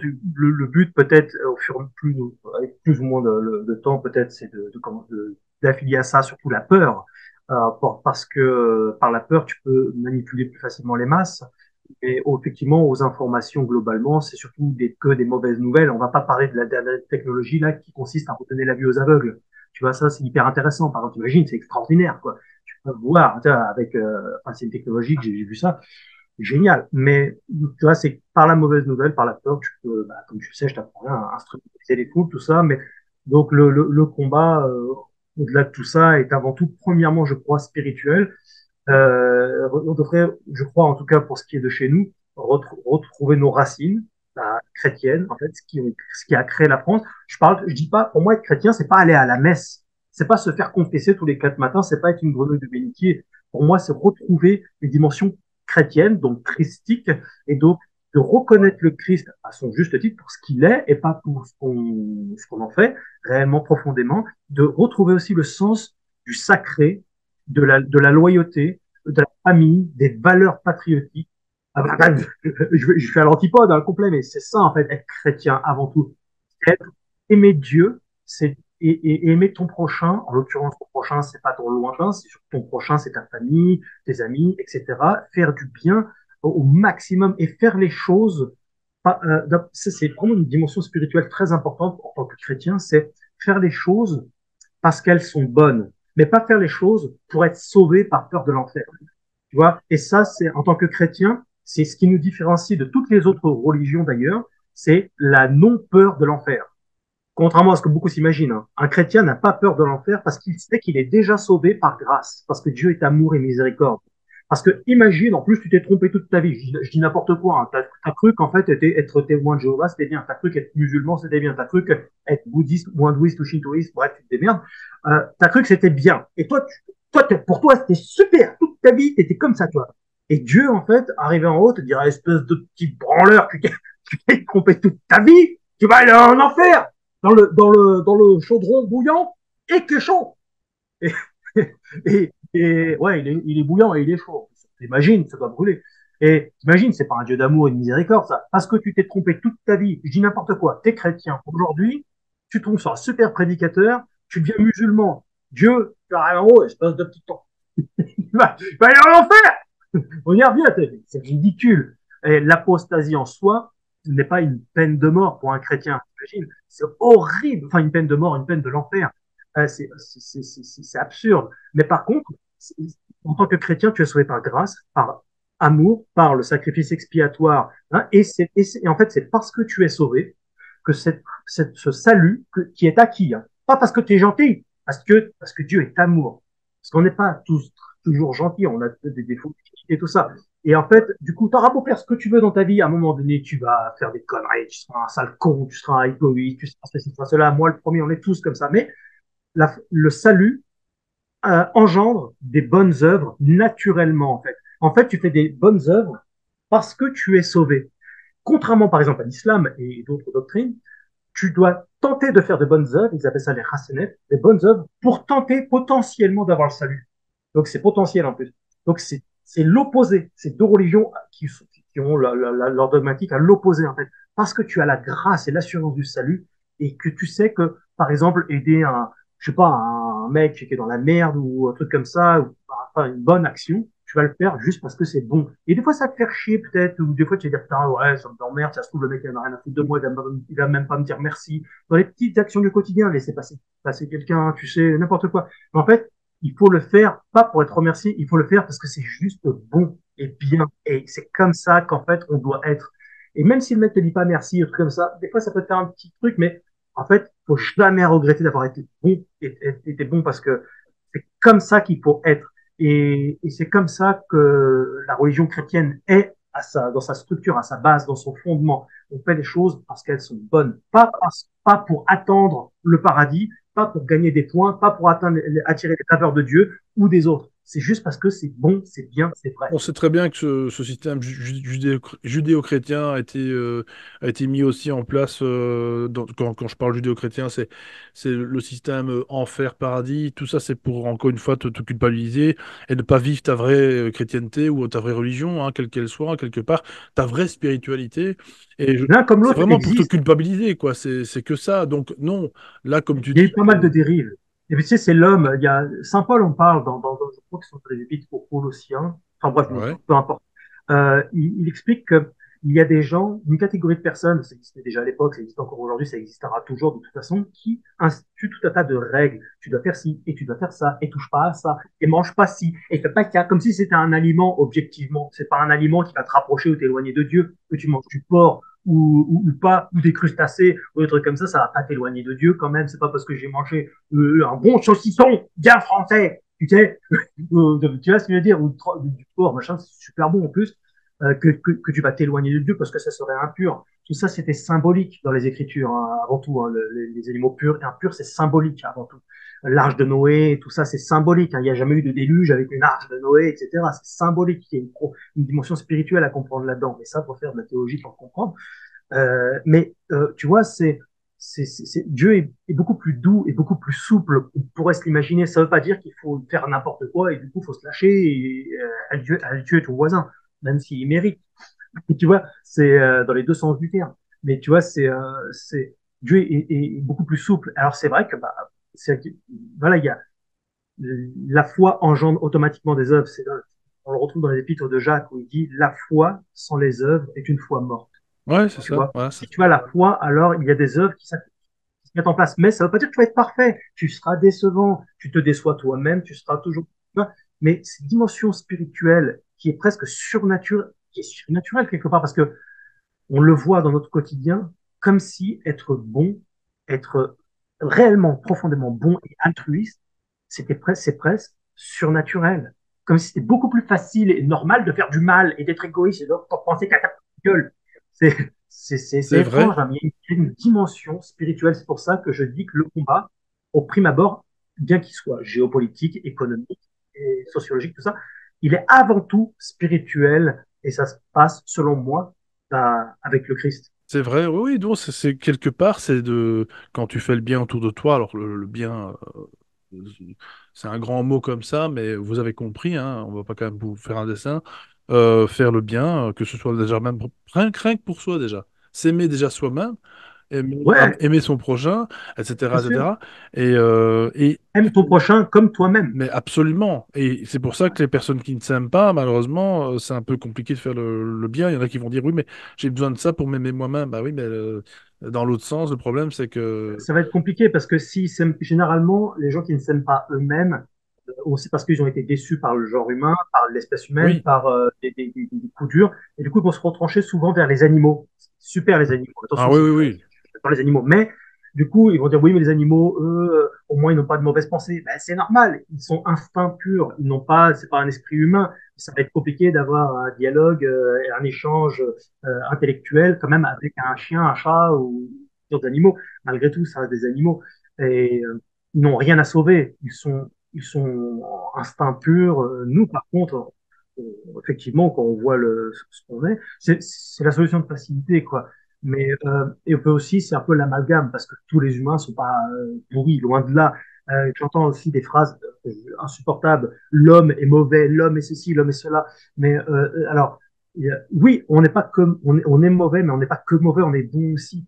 Et c'est justement là où la spiritualité intervient. C'est que quand l'homme qui n'est pas spirituel a tendance à se laisser aller à ses plus bas instincts, la zone reptilienne, c'est le basique, alors que l'homme spirituel a tendance à prendre de la verticalité, de la hauteur et faire des choses, justement, prendre soin des autres, prendre soin de la nature, prendre soin des animaux, etc. Tu vois, il y a une dimension spirituelle dans tout ça. En fait, quand tu regardes la nature, tu es obligé, si tu as un esprit je crois, cet esprit-là, c'est que tu es obligé de croire en Dieu. Parce que tout le bordel, ça n'a pas été créé par hasard. Comme ça, d'ailleurs, enfin, par rien, parce que le rien n'existe pas d'ailleurs, donc il n'a pas pu créer par définition. Mais, tu vois, en fait, on est des créatures de Dieu, on n'est pas de la merde. Donc, on a vraiment on doit se rattacher à notre. C'est ce que l'ingénierie sociale, justement, tente de faire, c'est de toute façon de rabaisser chaque fois l'homme, de le rabaisser C'est comme ça. à l'école. Tu sais, on peut jamais avoir le 10 sur 10 à l'école, tu le sais, hein. Enfin, c'est rare. Le prof qui fait ça, limite, il se suicide.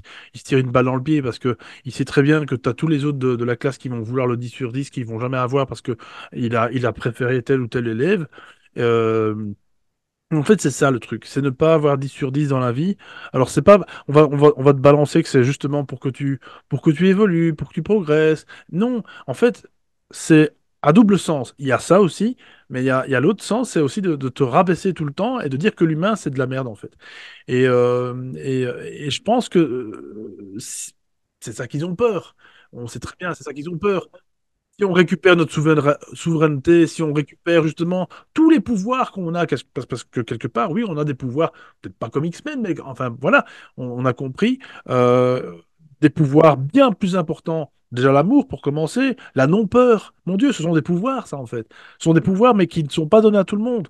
Et comme tu dis, quand tu es aligné, mon Dieu, quand tu es aligné, mais il n'y a rien qui... y a Et rien. oui, puis même, il faut du bon sens. Regarde un bébé, regarde un enfant Oui, voilà. évoluer. Ça, c'est une pourriture. Non, impossible. Comment on peut dire ça même c'est vraiment s'insulter soi-même. L'homme est pourri. En fait, t'es un homme, mon gars. Tu parles de toi aussi. Mais non, on a les deux. On est juste bon et mauvais comme le yin et le yang. Tu sais, c'est taoïste. On n'est pas, c'est pas binaire comme ça. Mais voilà, sur le plan donc spirituel, on est appelé à être bon. Mais encore une fois, alors, il y en a, tu vois bien, tu connais très bien ça aussi. Je t'apprends rien sur la sphère Internet, tout ça, c'est très violent aussi, mais ça, c'est pas la vraie vie. Tu vois bien que dans la vraie vie, les gens sont très différents. t'as jamais personne qui vient t'insulter, t'agresser. C'est là aussi, il faut pas se tromper.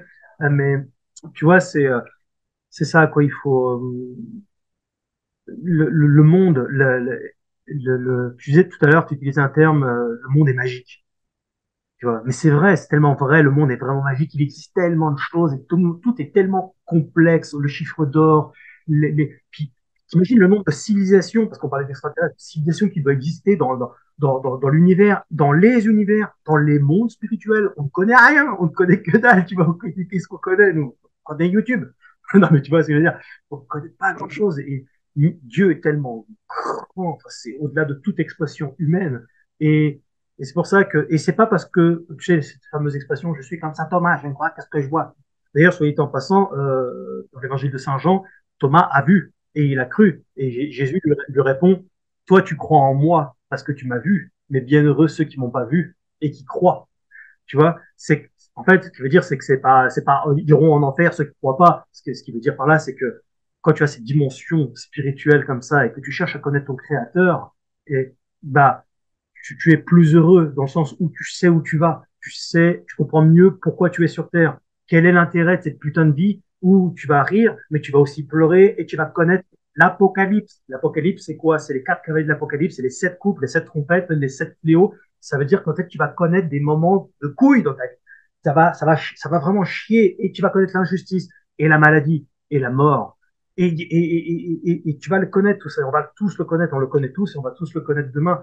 Mais, et la révélation ultime, c'est qu'en fait, Dieu nous aime et nous sauve de tout ça dans un monde meilleur. Tu vois, c'est ça, Apocalypse. Et donc, c'est pas une période en ce moment ou une période d'hier. C'est une période constante et on le vit tous dans notre chair, l'Apocalypse, dans notre âme, tu vois. Et donc, le fait d'être reconnecté à Dieu, c'est de savoir vraiment à quoi ça sert tout ça. Est-ce que tout ça est vain? Et alors, j'ai construit tout un tas de trucs et j'ai aimé, j'ai pleuré, j'ai fait caca, j'ai fait plein de trucs plus ou moins bien. Et puis après, c'est tout, je vais mourir comme ça. Non, il y a une continuité, en fait. Et tout ça, c'était vraiment ce qu'on appelle un purgatoire dans le catéchisme. C'était une école, un stage. Voilà ce qui se passe quand on n'est pas dans la vision béatifique. Voilà ce qui se passe quand eh ben, chacun en fait un peu à sa tête. Ça devient un vrai bordel. Et au moins, on a touché vraiment avec notre âme la merde. On sait ce que c'est, quel goût et quelle odeur a réellement la merde sur cette terre-là.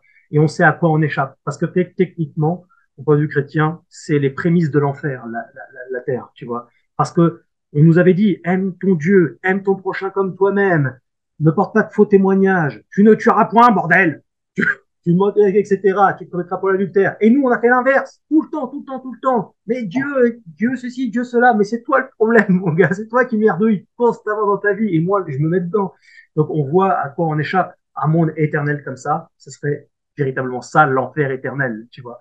Et moi, je dis vraiment, et je suis convaincu de ce que je dis, c'est que la majorité des gens, l'écrasante majorité des gens, peu importe leur religion, leur foi, tout ça, vont au paradis.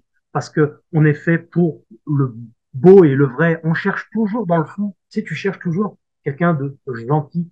Tu cherches quelqu'un pour, tu sais, des amis, des amis. Tu cherches pas des ennemis. Tu cherches l'amour. Tu cherches pas la haine. Tu cherches pas à la guerre. T'as pas envie de te faire péter avec une bombe ou de faire péter, tuer des gens. Tu cherches à boire un bon café. Tu cherches à faire une bonne petite partie de jeux vidéo, passer un bon moment sur YouTube. Cherche pas un mauvais moment sur YouTube. Tu dis, tiens, je vais pas boire un putain de café dégueulasse. Non, non, mais c'est vrai ce que tu dis. Il y a Tu cherches personne. le Mais bon tout le temps. c'est ça. Mais de toute façon, on le sait bien. Voilà, encore une fois, déjà, tous les merdias enfin, toutes ces guerres qui n'existent pas pour moi. Alors, elles existent physiquement. Alors, putain, là, on part sur un autre sujet, Commenté, mais tant pis. organisé de toutes pièces. Les Voilà. guerres qui sont fomentées par toujours les mêmes, n'est-ce pas? Ce sont des illusions. L'homme ne s'est jamais dit, tiens, je vais aller faire la guerre à un autre pays. Ça n'existe pas. C'est tout ce qui a existé, Toujours des guerre castes, mondiale et des élites. compagnie. Ce sont Ouais. des jeux d'échecs, des jeux MB. Ce ne sont que des pions qui sont envoyés Parce sur un que ceux terrain. qui trinquent, Enfin, c'est le peuple. Les élites, eux, c'est eux qui gèrent tout ça. ouais, Et ouais. eux, par contre, ont de sérieux soucis à se faire pour leur éternité. Mais c'est une infime minorité. tu vois, quand on parle de torture, qui ont des millions et des millions de morts sur Je leur pense dos, qu'ils eux ont auront, vu. je pense qu'ils ont un, je pense qu'eux, ils iront ailleurs, par contre. Peut-être pas. Bah, de leur volonté d'ailleurs, Voilà. hein. Eux-mêmes ne voudront sûrement pas. Voilà.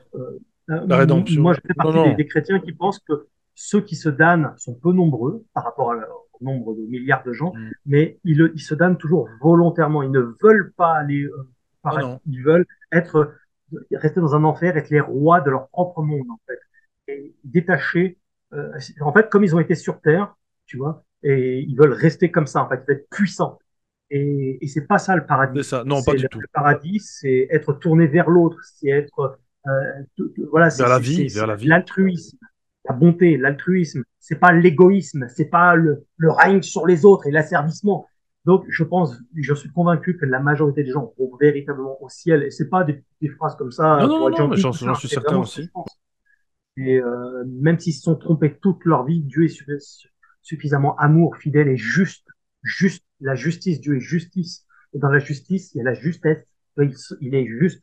Parce que tu t'es trompé, voilà, et ça va créer un grand salut dans leur cœur.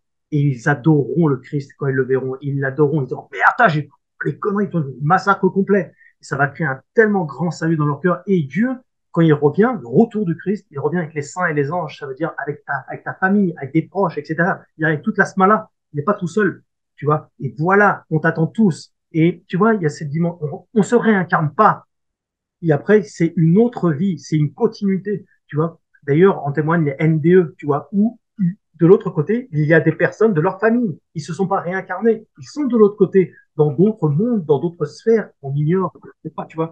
Ils ne sont pas revenus sur Terre, tu vois. Bah, moi, c'est mon plus Et grand souhait, hein, c'est de ne pas revenir.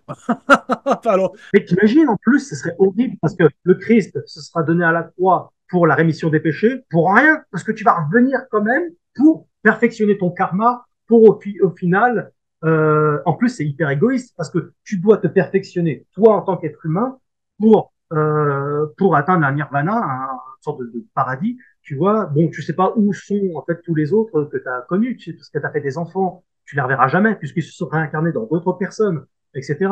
Donc, ça n'a aucun d'ailleurs, sens. Ça n'a aucun sens. Moi, je dirais qu'à la limite, ça n'a aucun sens. Cette notion de karma, moi, elle m'agace un petit peu. Alors, on va me dire que j'ai peut-être pas de jugement à avoir là-dessus, parce que si c'est comme ça, c'est comme ça. Mais n'empêche que chaque fois qu'on me parle de karma ou etc., c'est comme tu viens de dire, s'améliorer. Mais s'améliorer de quoi? Puisque quand on revient, quand on se réincarne, soi-disant, en tu te fait, souviens plus? c'est le reset complet. Donc ça sert à quoi en fait? Non, là on parle de boucle temporelle. Là à ce moment-là, c'est l'enfer. Là tu reviens, tu reviens, tu reviens et Exactement. c'est le jour sans fin en fait. Tu sais, alors certains utilisent des arguments qui stipulent que il y a des enfants qui se souviennent de leur vie antérieure. Mais c'est évidemment dans le christianisme, on a réfléchi à ça depuis longtemps. On n'a pas attendu après Buggy. C'est C'est que pas en très fait, bien on vu sait dans le très bien que christianisme, hein, tout ça, non? tout à fait, oui, oui. Bah non, on croit en la vie éternelle, en la résurrection des corps à la fin du monde et en la vie éternelle. Non, on ne croit pas au revient parce au fait de revenir, puisque d'ailleurs Saint Paul en parle, il dit il n'est permis à l'homme de mourir qu'une seule fois, après quoi vient le jugement. Donc une seule fois. Et jamais personne, aucun docteur de l'Église, ni le Christ lui-même a condamné la réincarnation. Il parle de la résurrection. D'ailleurs, c'est ce qu'il a fait. Il a ressuscité, il a pris un autre corps. Il est ressuscité, il a toujours le même corps perfectionné, glorieux, on appelle ça, mais c'est pas, il ne revient pas. Et donc les enfants qui se souviennent de vie antérieure, ou des fois même qui connaissent des mots dans une langue qu'ils n'ont pas appris, ça existe, ces choses-là. C'est très minime, hein, il y a très très peu, mais ça existe. Donc ça s'étudie, il faut voir pourquoi.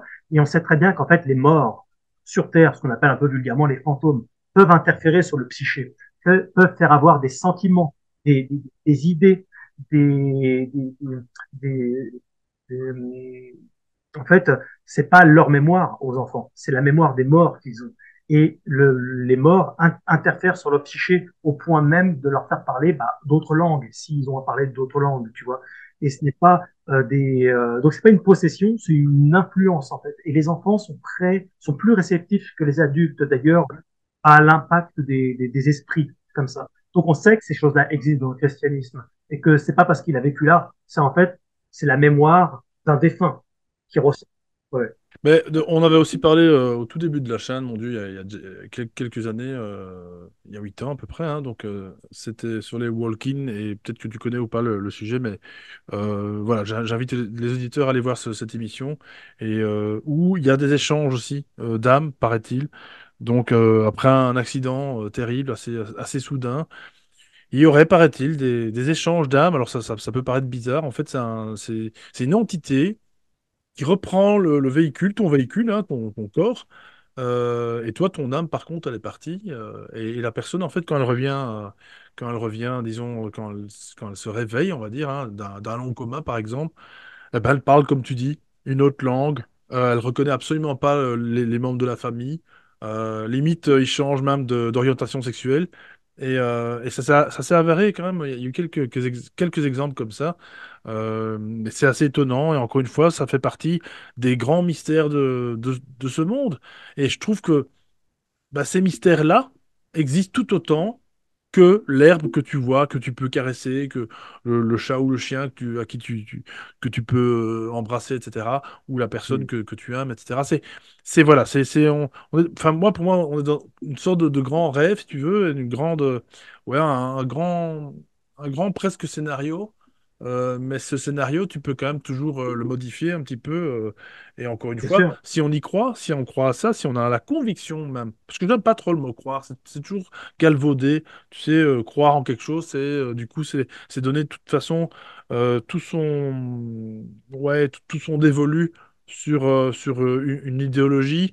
Moi, je trouve qu'il faut la concevoir. Et quand tu la conçois, pardon, en français, ça veut dire que tu l'as intégrée. Ça veut dire que tu la vis. T'as même presque même limite plus besoin d'en parler puisque tu es. Tu sais, Tout à fait. c'est comme les vrais spirituels. Moi, pour ma part, les grands maîtres qu'on appelle grands maîtres, pour ma part, n'ont même pas besoin de le dire, en fait. Ils le sont. C'est tout, ils le savent, en fait. C'est un peu comme Jésus, voilà. Là, Il sait tout. Moi, Jésus a énormément parlé, a beaucoup voyagé dans Israël, et ensuite il invite les apôtres dans l'évangile de Saint Matthieu, chapitre 28, verset 19, en disant: allez et faites des disciples dans toutes les nations, dans tout le monde, baptisez-les au nom du Père, du Fils et du Saint-Esprit. Il y a cette évangile, étymologiquement, ça signifie bonne nouvelle, et la bonne nouvelle, elle est faite pour être partagée parce que c'est une bonne nouvelle, pas comme si c'était une mauvaise nouvelle. Bon, et là, c'est une bonne nouvelle qui se partage. Et en fait, la religion, à la base, donc en tant que bonne nouvelle, elle est faite pour être partagée.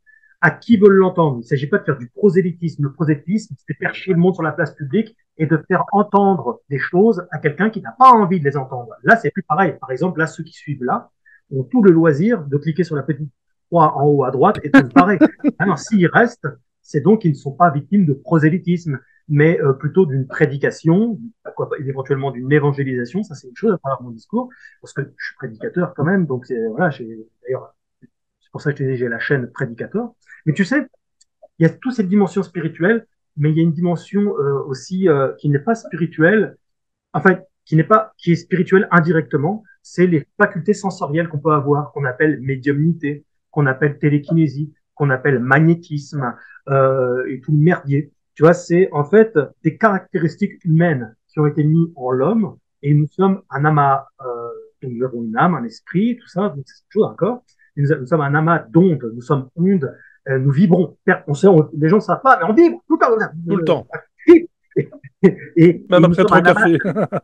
Ouais, surtout quand t'as pris ton café, ouais. Un bon café, pas un mauvais café. Et excuse-moi, je suis énervé. Et en fait, nous vibrons, en fait, nous sommes ondes et électriques. Nous sommes une petite centrale nucléaire sur pattes. Hein.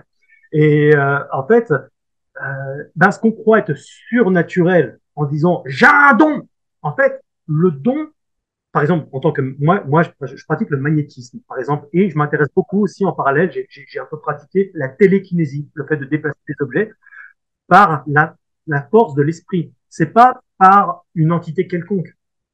Donc, c'est une science. Hein. Il y a des choses qui doivent qu'il faut connaître, etc. Mais en fait, c'est à la portée de tous. Et le don, je me méfie avec le mot don aussi parce que c'est une faculté et le don se situerait plutôt dans le désir d'aider son prochain. Voilà, dans l'altruisme. Mais un docteur a le don aussi, un pompier un gendarme, tu sais, les gens qui donnent leur vie aux autres, qui ont envie de faire du bien, des choses, tout ça, voilà, on a tous des dons. Et un don, c'est pas forcément super spectaculaire ou super, tu vois, impressionnant au prime abord, mais c'est donc c'est ça, en fait, le don se situe plutôt dans le désir d'aider ou Marcel ou Fernand. Non, je plaisante. Il faut suivre. Dédé, Marcel, Fernand. Non, mais tu vois, faut, c'est ça, en fait. Et finalement, en tant que créature de Dieu, on a des facultés sensorielles incroyables. Et c'est pour cette raison qu'on est à l'image de Dieu. À l'image de Dieu, alors ça engendre plein de choses. Hein. À l'image de Dieu, ça veut pas dire qu'on est des dieux. Ça veut pas dire que Dieu est un humain. Dieu n'est pas un humain, c'est un esprit. Il prend une apparence humaine. Bon, dans la personne du Christ, ça c'est une chose, mais Dieu à la base est esprit. Et être à l'image de Dieu, ça veut dire qu'on a les caractéristiques de Dieu. C'est un principe, on appelle ça une hypostase, un principe hypostatique en termes métaphysiques, c'est-à-dire les premières caractéristiques d'une personne qu'on appelle Dieu le Père.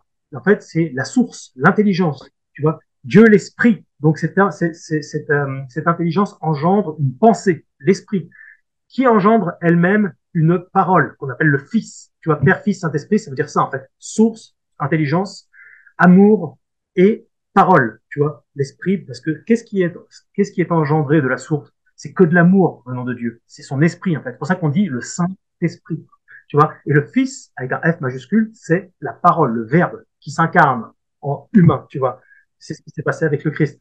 Et donc, nous avons cette hypostase en nous. Nous avons cette intelligence qui produit un esprit, qui produit une parole, tu vois. Et nous sommes des êtres très perfectionnés, très spécifiques. Tu vois, on n'est pas juste des animaux, même si les animaux sont spécifiques et incroyables. Attention, j'adore la nature. Mais quand je dis j'adore, ça veut dire que j'aime beaucoup. Oh, Je même, vénère même pas les la nature, animaux ont mais un pouvoir, hein. Certains, hein. Oui, oui, c'est incroyable, ça. incroyable. On reconnaît dans tous les animaux et dans la nature et dans un brin d'herbe la patte de Dieu. C'est évident que Dieu existe. Incroyable, C'est ouais, évident. partout. Mais voilà, comme nous, nous sommes faits à l'image de Dieu, ça veut dire que, voilà, et prenez soin de la terre, dans la Genèse, prenez soin de la terre, prenez la terre, et faites-en quelque chose, bordel.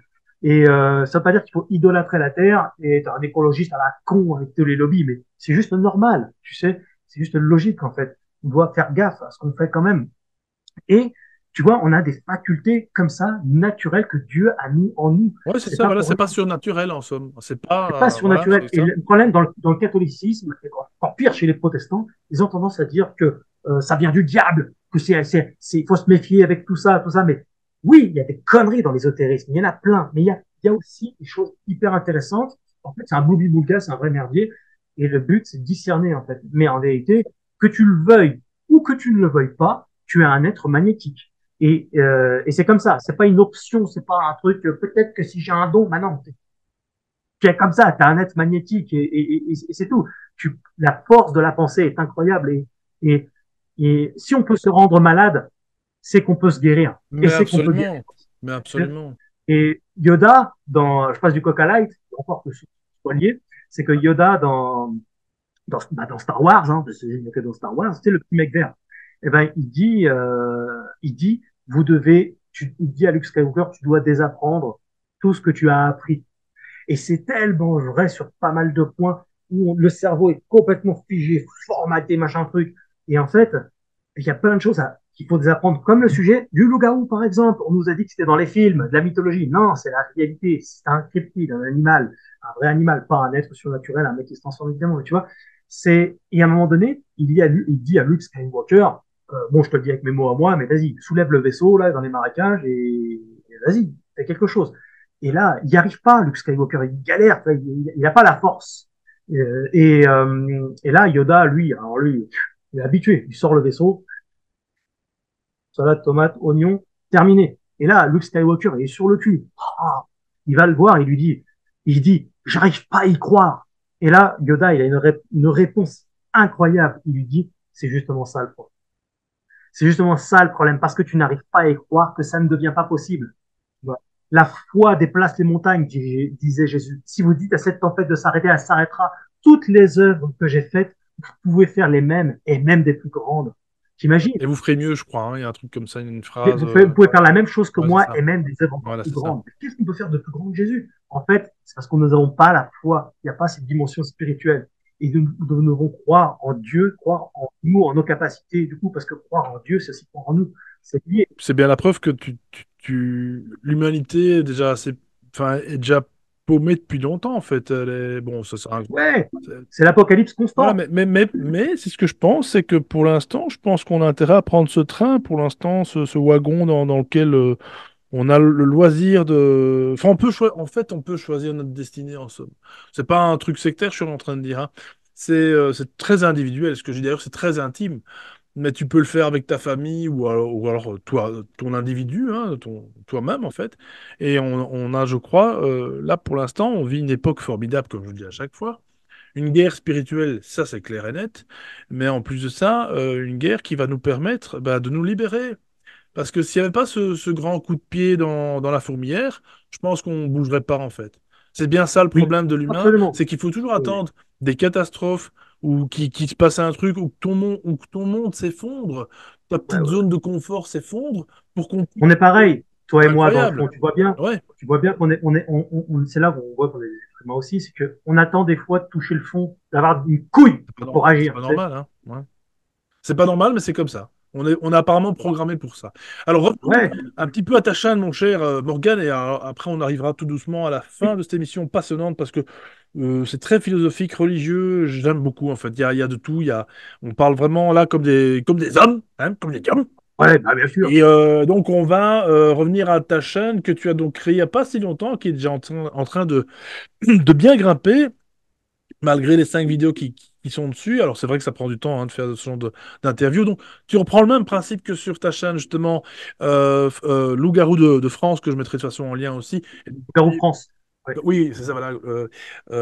Donc, où tu interviews donc des personnes enfin, qui se confient, qui t'écrivent, hein, voilà. Alors, comment est-ce que toi, tu fais, en quelques mots, comment tu fais pour... voilà. Admettons, demain, je t'écris, tiens, Morgane, moi, je sais pas, j'ai vu un être avec 10 pattes. Il est rouge, il a un gyrophare sur la tête. Il a un gyrophare sur la tête, et puis en fait, et puis, Ah, puis voilà, et c'est bizarre, il vient m'arrêter, quoi. Non, non, mais bref, comment tu fais quels sont tes critères? Comment est-ce que tu arrives à filtrer les trolls, encore une fois, les témoignages qui te semblent corrects. Est-ce que tu as y besoin a- de ce contact comme moi, vibratoire, vocal? Est-ce que tu as besoin de quand même ce minimum de contact avec la personne ah avant, ouais, avant de faire une interview?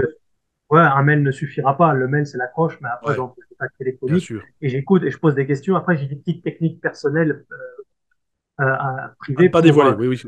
ouais, ouais, pour tenter alors, ça fait toujours pas de moi quelqu'un d'infaillible, mais disons que j'ai des techniques qui me permettent de voir si c'est des conneries ou pas. Mais encore une fois, hein, je suis pas un mais c'est objectivement, de toute façon, les hackers, tout ça, non, pas que ça a branlé non plus. Généralement, eux, c'est du fast-food, il faut que ça aille vite, vite, vite, vite. Ils font un truc, ils font pas les trucs sur le long terme, etc., en y mettant de l'énergie. Ils viennent, ils pourrissent, ils se barrent. Puis ouais, ça n'est ni queue ni tête. Puis voilà, là, vraiment, on entre dans vraiment les détails. Je l'ai fait beaucoup répéter avec différentes techniques que j'ai développé aussi moi-même avec le temps, avec l'expérience du domaine public, pour pouvoir identifier le vrai du faux avec le S'ils plus retombent chaque fois sur la même histoire, s'ils retombent chaque fois sur les mêmes détails et qu'ils sont pas en train Ouais, ouais, d'inventer un truc finalement. ouais, il y a plein de choses. L'intonation de la voix compte énormément, l'assurance. Il y a plein de Ouais, choses c'est qui vrai. peuvent des indicateurs. Mais de toute façon, tu sais, s'il s'avérait qu'un jour, bah, par mégarde, il y avait un qui a passé à la maille du filet, ça n'a pas vraiment d'importance parce que bon, c'est une vidéo qui sautera. Et puis, tu sais, la communauté Loup-Garou France, c'est une communauté très bien, quoi. Ils savent très bien que voilà que je suis tout à fait bah, sincère, authentique. Je suis pas infaillible, je suis pas Dieu. Donc, on peut tous se faire avoir ou se faire tromper ou je ne sais quoi ou pas. Mais enfin voilà. Et puis je me vire la vidéo, la majorité ils font même pas attention, c'est fou. Et puis hop, on se barre. Mais tu sais, il y a des témoignages, il y a plein de témoignages, il y a des témoignages, il y a aussi du reportage de terrain. Là, je viens de sortir mon nouveau témoignage et justement sur le site loup-garou-france.fr, le site officiel, je mets des vidéos. Bon, là, c'est pas spirituel, hein, c'est animalier du coup, mais j'ai ouvert une zone membre qui est donc c'est 4,90 € et ça permet de mettre des vidéos exclusives, inédites, et je sors les reportages, désormais, là, et j'ai sorti mon dernier reportage hier, justement, en version uncut. C'est-à-dire que j'y ajoute un quart d'heure, 20 minutes en plus pour les abonnés qui viennent soutenir activement, tu vois, ça, c'est normal, il faut toujours servir ceux qui aident le plus. Et dernièrement, effectivement, j'ai ouvert la chaîne YouTube Mystère France, en référence à Mystère, avec un S. Et là, c'est juste, alors là, c'est pas de reportage de terrain, c'est uniquement des interviews. Alors, je suis pas forcément d'accord avec toutes les personnes, hein. Des fois, ils peuvent dire des choses avec lesquelles je ne vais pas du tout être en accord, mais c'est pas des débats, c'est pas des, je suis pas une chaîne de débat, c'est des interviews. J'estime qu'il y a des choses, des gens qui ont des choses parfois intéressantes à dire malgré tout. Il peut y avoir des éléments d'accord, de désaccord, tout ça, ça c'est autre chose. Chacun se fait son avis, après se démerde.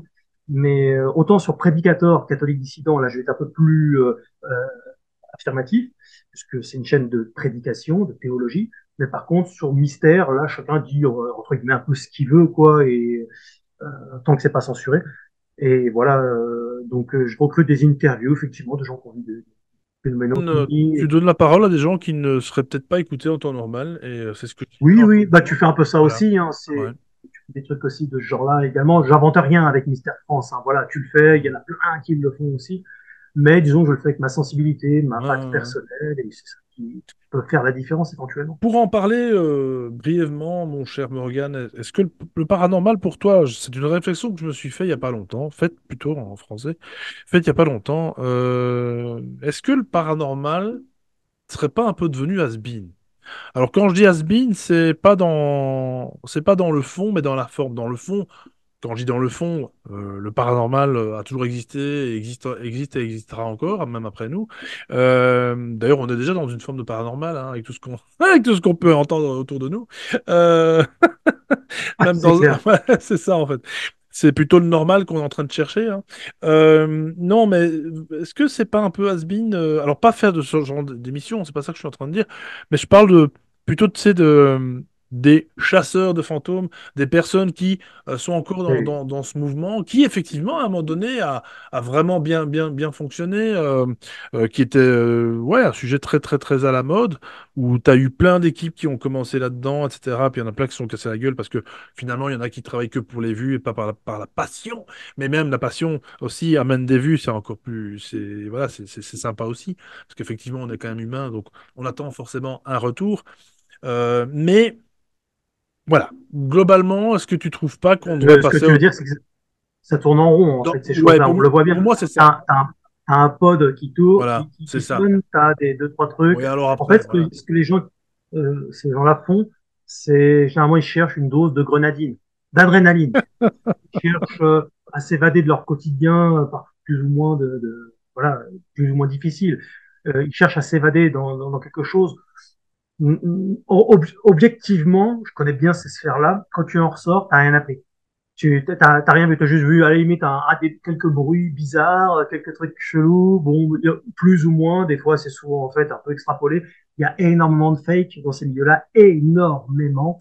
Moi j'ai fait une docu-fiction, donc c'est un mélange de, bah, c'était pas du fake parce que je cherchais pas à faire croire que c'était vrai, c'était fiction ou réalité, à vous de choisir. Donc tu vois, il y avait un peu cette dimension des deux, la fiction et la réalité, ça s'appelait Paranormal Urbex, et j'en ai fait une deuxième qui s'appelait, une émission qui s'appelait La Chauve-souris en référence à cet animal nocturne, tout ça, et j'allais dans les lieux nocturnes et tout ça, quoi, puis côté gothique, chauve-souris, tu sais.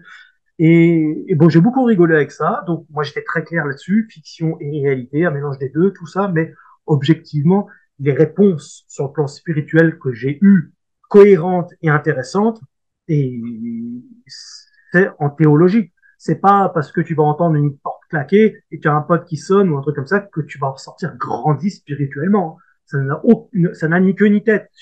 Ça peut être pris comme juste un divertissement, mais il faut faire attention.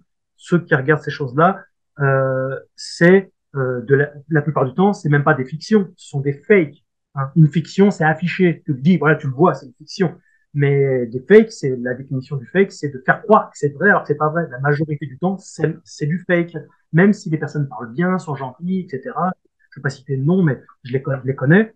Moi, je joue pas dans cette cour-là, ça m'intéresse pas. Et tu remarqueras d'ailleurs que l'entretien qu'on a eu, l'échange qu'on a eu, tu vois, il a pas, on l'a orienté vers quelque chose de plus, tu vois, plus théologique et plus tu vois, avec cette dimension spirituelle, voire même un peu, parfois un peu sociologico-politique, parce que, en fait, des pods les maisons hantées, tout ça, bon, tu sais, les matérialisations d'esprit, ça existe, c'est rare, c'est très rare.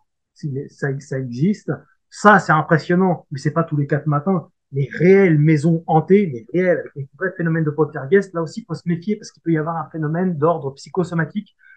En fait, l'esprit peut générer aussi des déplacements d'objets inconsciemment. Peut générer il peut y avoir aussi dans les murs certaines pierres qui retiennent des informations, on appelle la mémoire des lieux, qui en fait génèrent des phénomènes étranges, un mal-être, des choses comme ça, tu vois. Donc, tout ne s'explique pas surnaturellement dans les phénomènes de hantise. Loin de là. Il faut vraiment faire très attention avec tout ça. Et bon, objectivement, tu le vois bien, ça tourne en rond, on n'apprend rien. Je sais pas si c'est à la mode, c'est encore à la mode, si ça l'était à une époque. Je m'en rends pas bien compte parce que je regarde pas ça. Donc Moi non je ne plus. sais pas. J'ai un peu décroché. Alors, c'est pas que le sujet, encore une fois, dans le fond, ne m'intéresse pas. Il m'intéresse toujours, en fait. C'est juste la forme qui, comme tu dis, voilà, tourne en rond. C'est un peu ça mon sentiment. Et puis surtout, je voudrais aussi dire, ça c'est pour les auditeurs, pour les personnes qui viendraient écouter cette émission, dans l'espoir de trouver peut-être une réponse par rapport au paranormal. Ça, c'est mon avis personnel. Et faites attention quand vous écoutez ce genre d'émission, parce que surtout, en général, le problème, c'est que le youtubeur, enfin la personne qui anime l'émission, ou même l'équipe qui va faire sa petite enquête, vont toujours appeler l'extérieur, appeler à ce qu'il y ait des manifestations extérieures. Et c'est bien ça le problème, c'est que c'est quelque chose que moi en horreur, enfin en tout cas que j'ai appris à en avoir horreur, c'est de demander, tiens, ma connexion Internet est instable, je ferai une coupure. Ça, Je t'entends bien en tu tout cas. m'envoies, tu me vois. Je De toute vois. façon, on a bientôt fini. Donc, c'est de dire que ne faites pas appel, si vous faites encore ce genre d'expérience, ne faites pas appel à l'extérieur, à l'invisible. Vous ne savez pas Et sur quoi, sur tout à quel fait. plan vous jouez. Et je sais que tu en avais parlé dans une émission il y a bien longtemps, de faire Oui, attention à il tout y a ça. des gros youtubeurs ou ceux qui gagnent un peu leur Voilà. vie avec ça, tout ça, je leur crache pas dessus, hein, Non, attention, bien je sûr dis que non. pas, ah, vous faites du fake, il faut vous dénoncer, je Non, m'en bats pas les du couilles. tout. Il Chacun fait ce y a qu'il d'autres combats à faire chacun dans la fait vie. comme. Ouais, voilà. Mais, mais, euh, mais c'est vrai qu'il y a toute une catégorie aussi de gens qui veulent faire un peu comme eux, et croient que tout est vrai tout le temps, tout ça. Et effectivement, on sait jamais, dans le spiritisme, on ne sait jamais qui on appelle.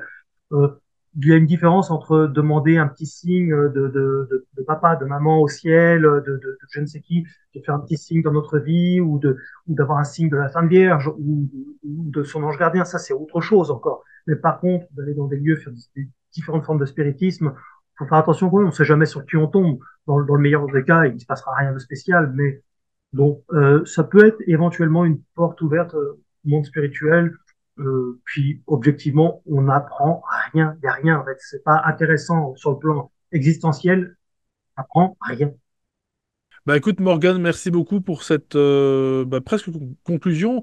Est-ce que tu veux encore éventuellement dire un mot? Quels sont tes projets là, pour 2024? Est-ce que c'est un peu au vague à l'âme? C'est un peu au jour le jour? Est-ce que comment ça fonctionne? Un petit peu aussi, il y a Ouais. forcément des projets qui vont se Oui. créer au fur et à mesure du temps, mais là, j'ai pas toujours beaucoup. Alors, Mystère France, c'est une chaîne dont on a parlé qui sera alimentée régulièrement, occasionnellement. C'est pas un truc sur lequel vraiment je m'acharne dessus. Ce sur quoi je suis particulièrement acharné, c'est Loup-garou France. C'est vraiment quelque chose sur lequel je travaille énormément. Là, je reviens de reportage, terminé le montage. La sortie version uncut est sortie sur legaroufrance.fr. La version cutée sera disponible après pour les autres sur YouTube. Aussi, de temps en temps, également une vidéo sur la théologie, sur la prédication, des débats, des échanges, tout ça. Bah, celle-là, notamment aussi. Euh, donc là, moi, je suis toujours à cœur de, de parler de spiritualité comme ça. Et puis voilà, donc ouais, non, en tout cas, Loup-garou France, je vois loin avec. Hein. Il y a vraiment plein de projets. Et je te remercie beaucoup de m'avoir invité et pour cet échange-là. Hein. C'est vraiment super. Hein. Euh, voilà. C'est quand tu veux, Morgane, tu le sais très bien. Merci à toi, surtout de ta confiance, hein, pour passer du temps avec nous et les auditeurs aussi. Donc franchement, grand merci. un sujet qui sort, encore une fois, des sentiers battus, hein, comme vous le savez. Ouais, ouais. J'adore ça. Je tiens à le dire, tu te donnes vachement de mal. On en a parlé antérieurement, avant l'enregistrement, mais tu te donnes beaucoup de mal pour essayer de continuer à alimenter ta chaîne, etc.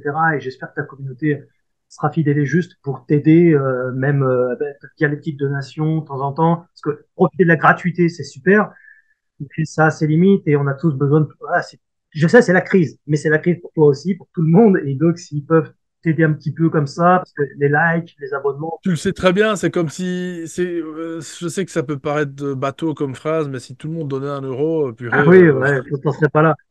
Et je connais un peu tes difficultés, donc me permets juste de le dire. Voilà, c'est c'est gentil. soutenez, C'est gentil, merci beaucoup bravo. Morgane et bah écoute, voilà, on verra comment cette chaîne évolue, comment cette chaîne involue aussi. Ouais, ouais. Faut Si, persévérer en si tout cas, malgré tout. tout ça est, voilà, le pouvoir est dans mes mains, encore une fois, ça viendra pas de l'extérieur, c'est clair. Ouais, Ou pas, ou peut-être, ou enfin, qui sait, voilà. ouais. Mais de toute façon, le but, c'est de se faire de toute façon d'abord plaisir, et puis après, de faire plaisir aux autres. C'est donnant-donnant, c'est Bien sûr, win-win mais comme. pour faire plaisir aux autres, des fois, tu as besoin de fond, parce qu'il faut bien manger, il faut bien remplir le frigo, il faut bien vivre. Et tout ce que tu fais, et j'en sais quelque chose, ça prend quand même beaucoup de temps. Ça prend pas juste le temps de tournage. Là, non, non, il y a des préparations avant, il y a des préparations après, montage. Donc, voilà, bref, voilà. Exactement. Merci, merci beaucoup. Il y a du service après-vente. En tout cas, grand merci Morgane. On manquera pas d'aller s'abonner sur ta chaîne. On va de toute façon mettre les liens, bah, comme d'habitude, chers auditeurs, dans la description. Moi, je vous invite à, bah, pourquoi pas, vous procurer, tiens, le livre Bible et OVNI, c'est ça, hein? OVNI et Bible, oui, j'ai un autre OVNI et livre qui Bible. s'appelle De sataniste à Jésus-Christ. Quand j'étais Ah bah dans magnifique. certaines doctrines maçonnico, ésotérico, occultes, Ok, etc., donc différentes formes de satanisme, j'explique tout ça, comment j'ai fait pour sortir de ce que j'ai vu en franc-maçonnerie, ce qui s'est passé dans intéressant. mon enfance aussi, sur certains points. En fait, c'est une autobiographie sur le plan spirituel en tout cas, et puis pourquoi je me suis converti au christianisme. Et j'ai eu des signes très pertinents, très profonds de la part de D'accord. Christ qui m'ont chamboulé la vie, et c'est pour ça que je me suis converti. Je me suis pas juste converti comme ça. Ouais. Pour les beaux yeux de, Ouais, ouais, voilà. Écoute, qui sait, ça fera peut-être un sujet si tu es d'accord, hein. Donc, si les auditeurs ont envie de l'écouter, moi, ça me paraît bien. Enfin, encore une fois, voilà, tu ouais, fais ce que ouais, tu veux, carrément, bien avec sûr. plaisir. Et bah écoute, ce sera alors à ce moment-là le prochain. Et il y a les Voilà, on livres. peut l'annoncer. Ouais, Et les livres Homo Lupus et Loup-garou, la vérité, bien ouais. sûr, disponibles sur Amazon entre autres. Et donc, de toute façon, je vous mettrai de toute façon tous les liens, mes chers auditeurs. Moi, nous, en tout cas, on vous souhaite une très très bonne semaine. Heureux de vous retrouver la semaine prochaine, peut-être ou pas, hein. Pour l'instant, vous le savez, je fais un peu du stock, du prospect, d'émissions. On verra, c'est un peu au jour le jour. Il y aura peut-être une autre émission d'un autre format, peut-être aussi dimanche prochain. De toute façon, abonnez-vous. Cochez bien la cloche pour recevoir toutes les notifications. Sans ça, vous ne recevrez rien ou pas grand-chose. Je vous fais des gros bisous. Faites un don aussi à la chaîne, comme disait Morgan. Merci à toi. Et n'hésitez pas donc à aller visiter les 3 chaînes de Morgan. Je vous fais des gros bisous. Passez une bonne semaine. Prenez soin de vous. À ciao. Salut!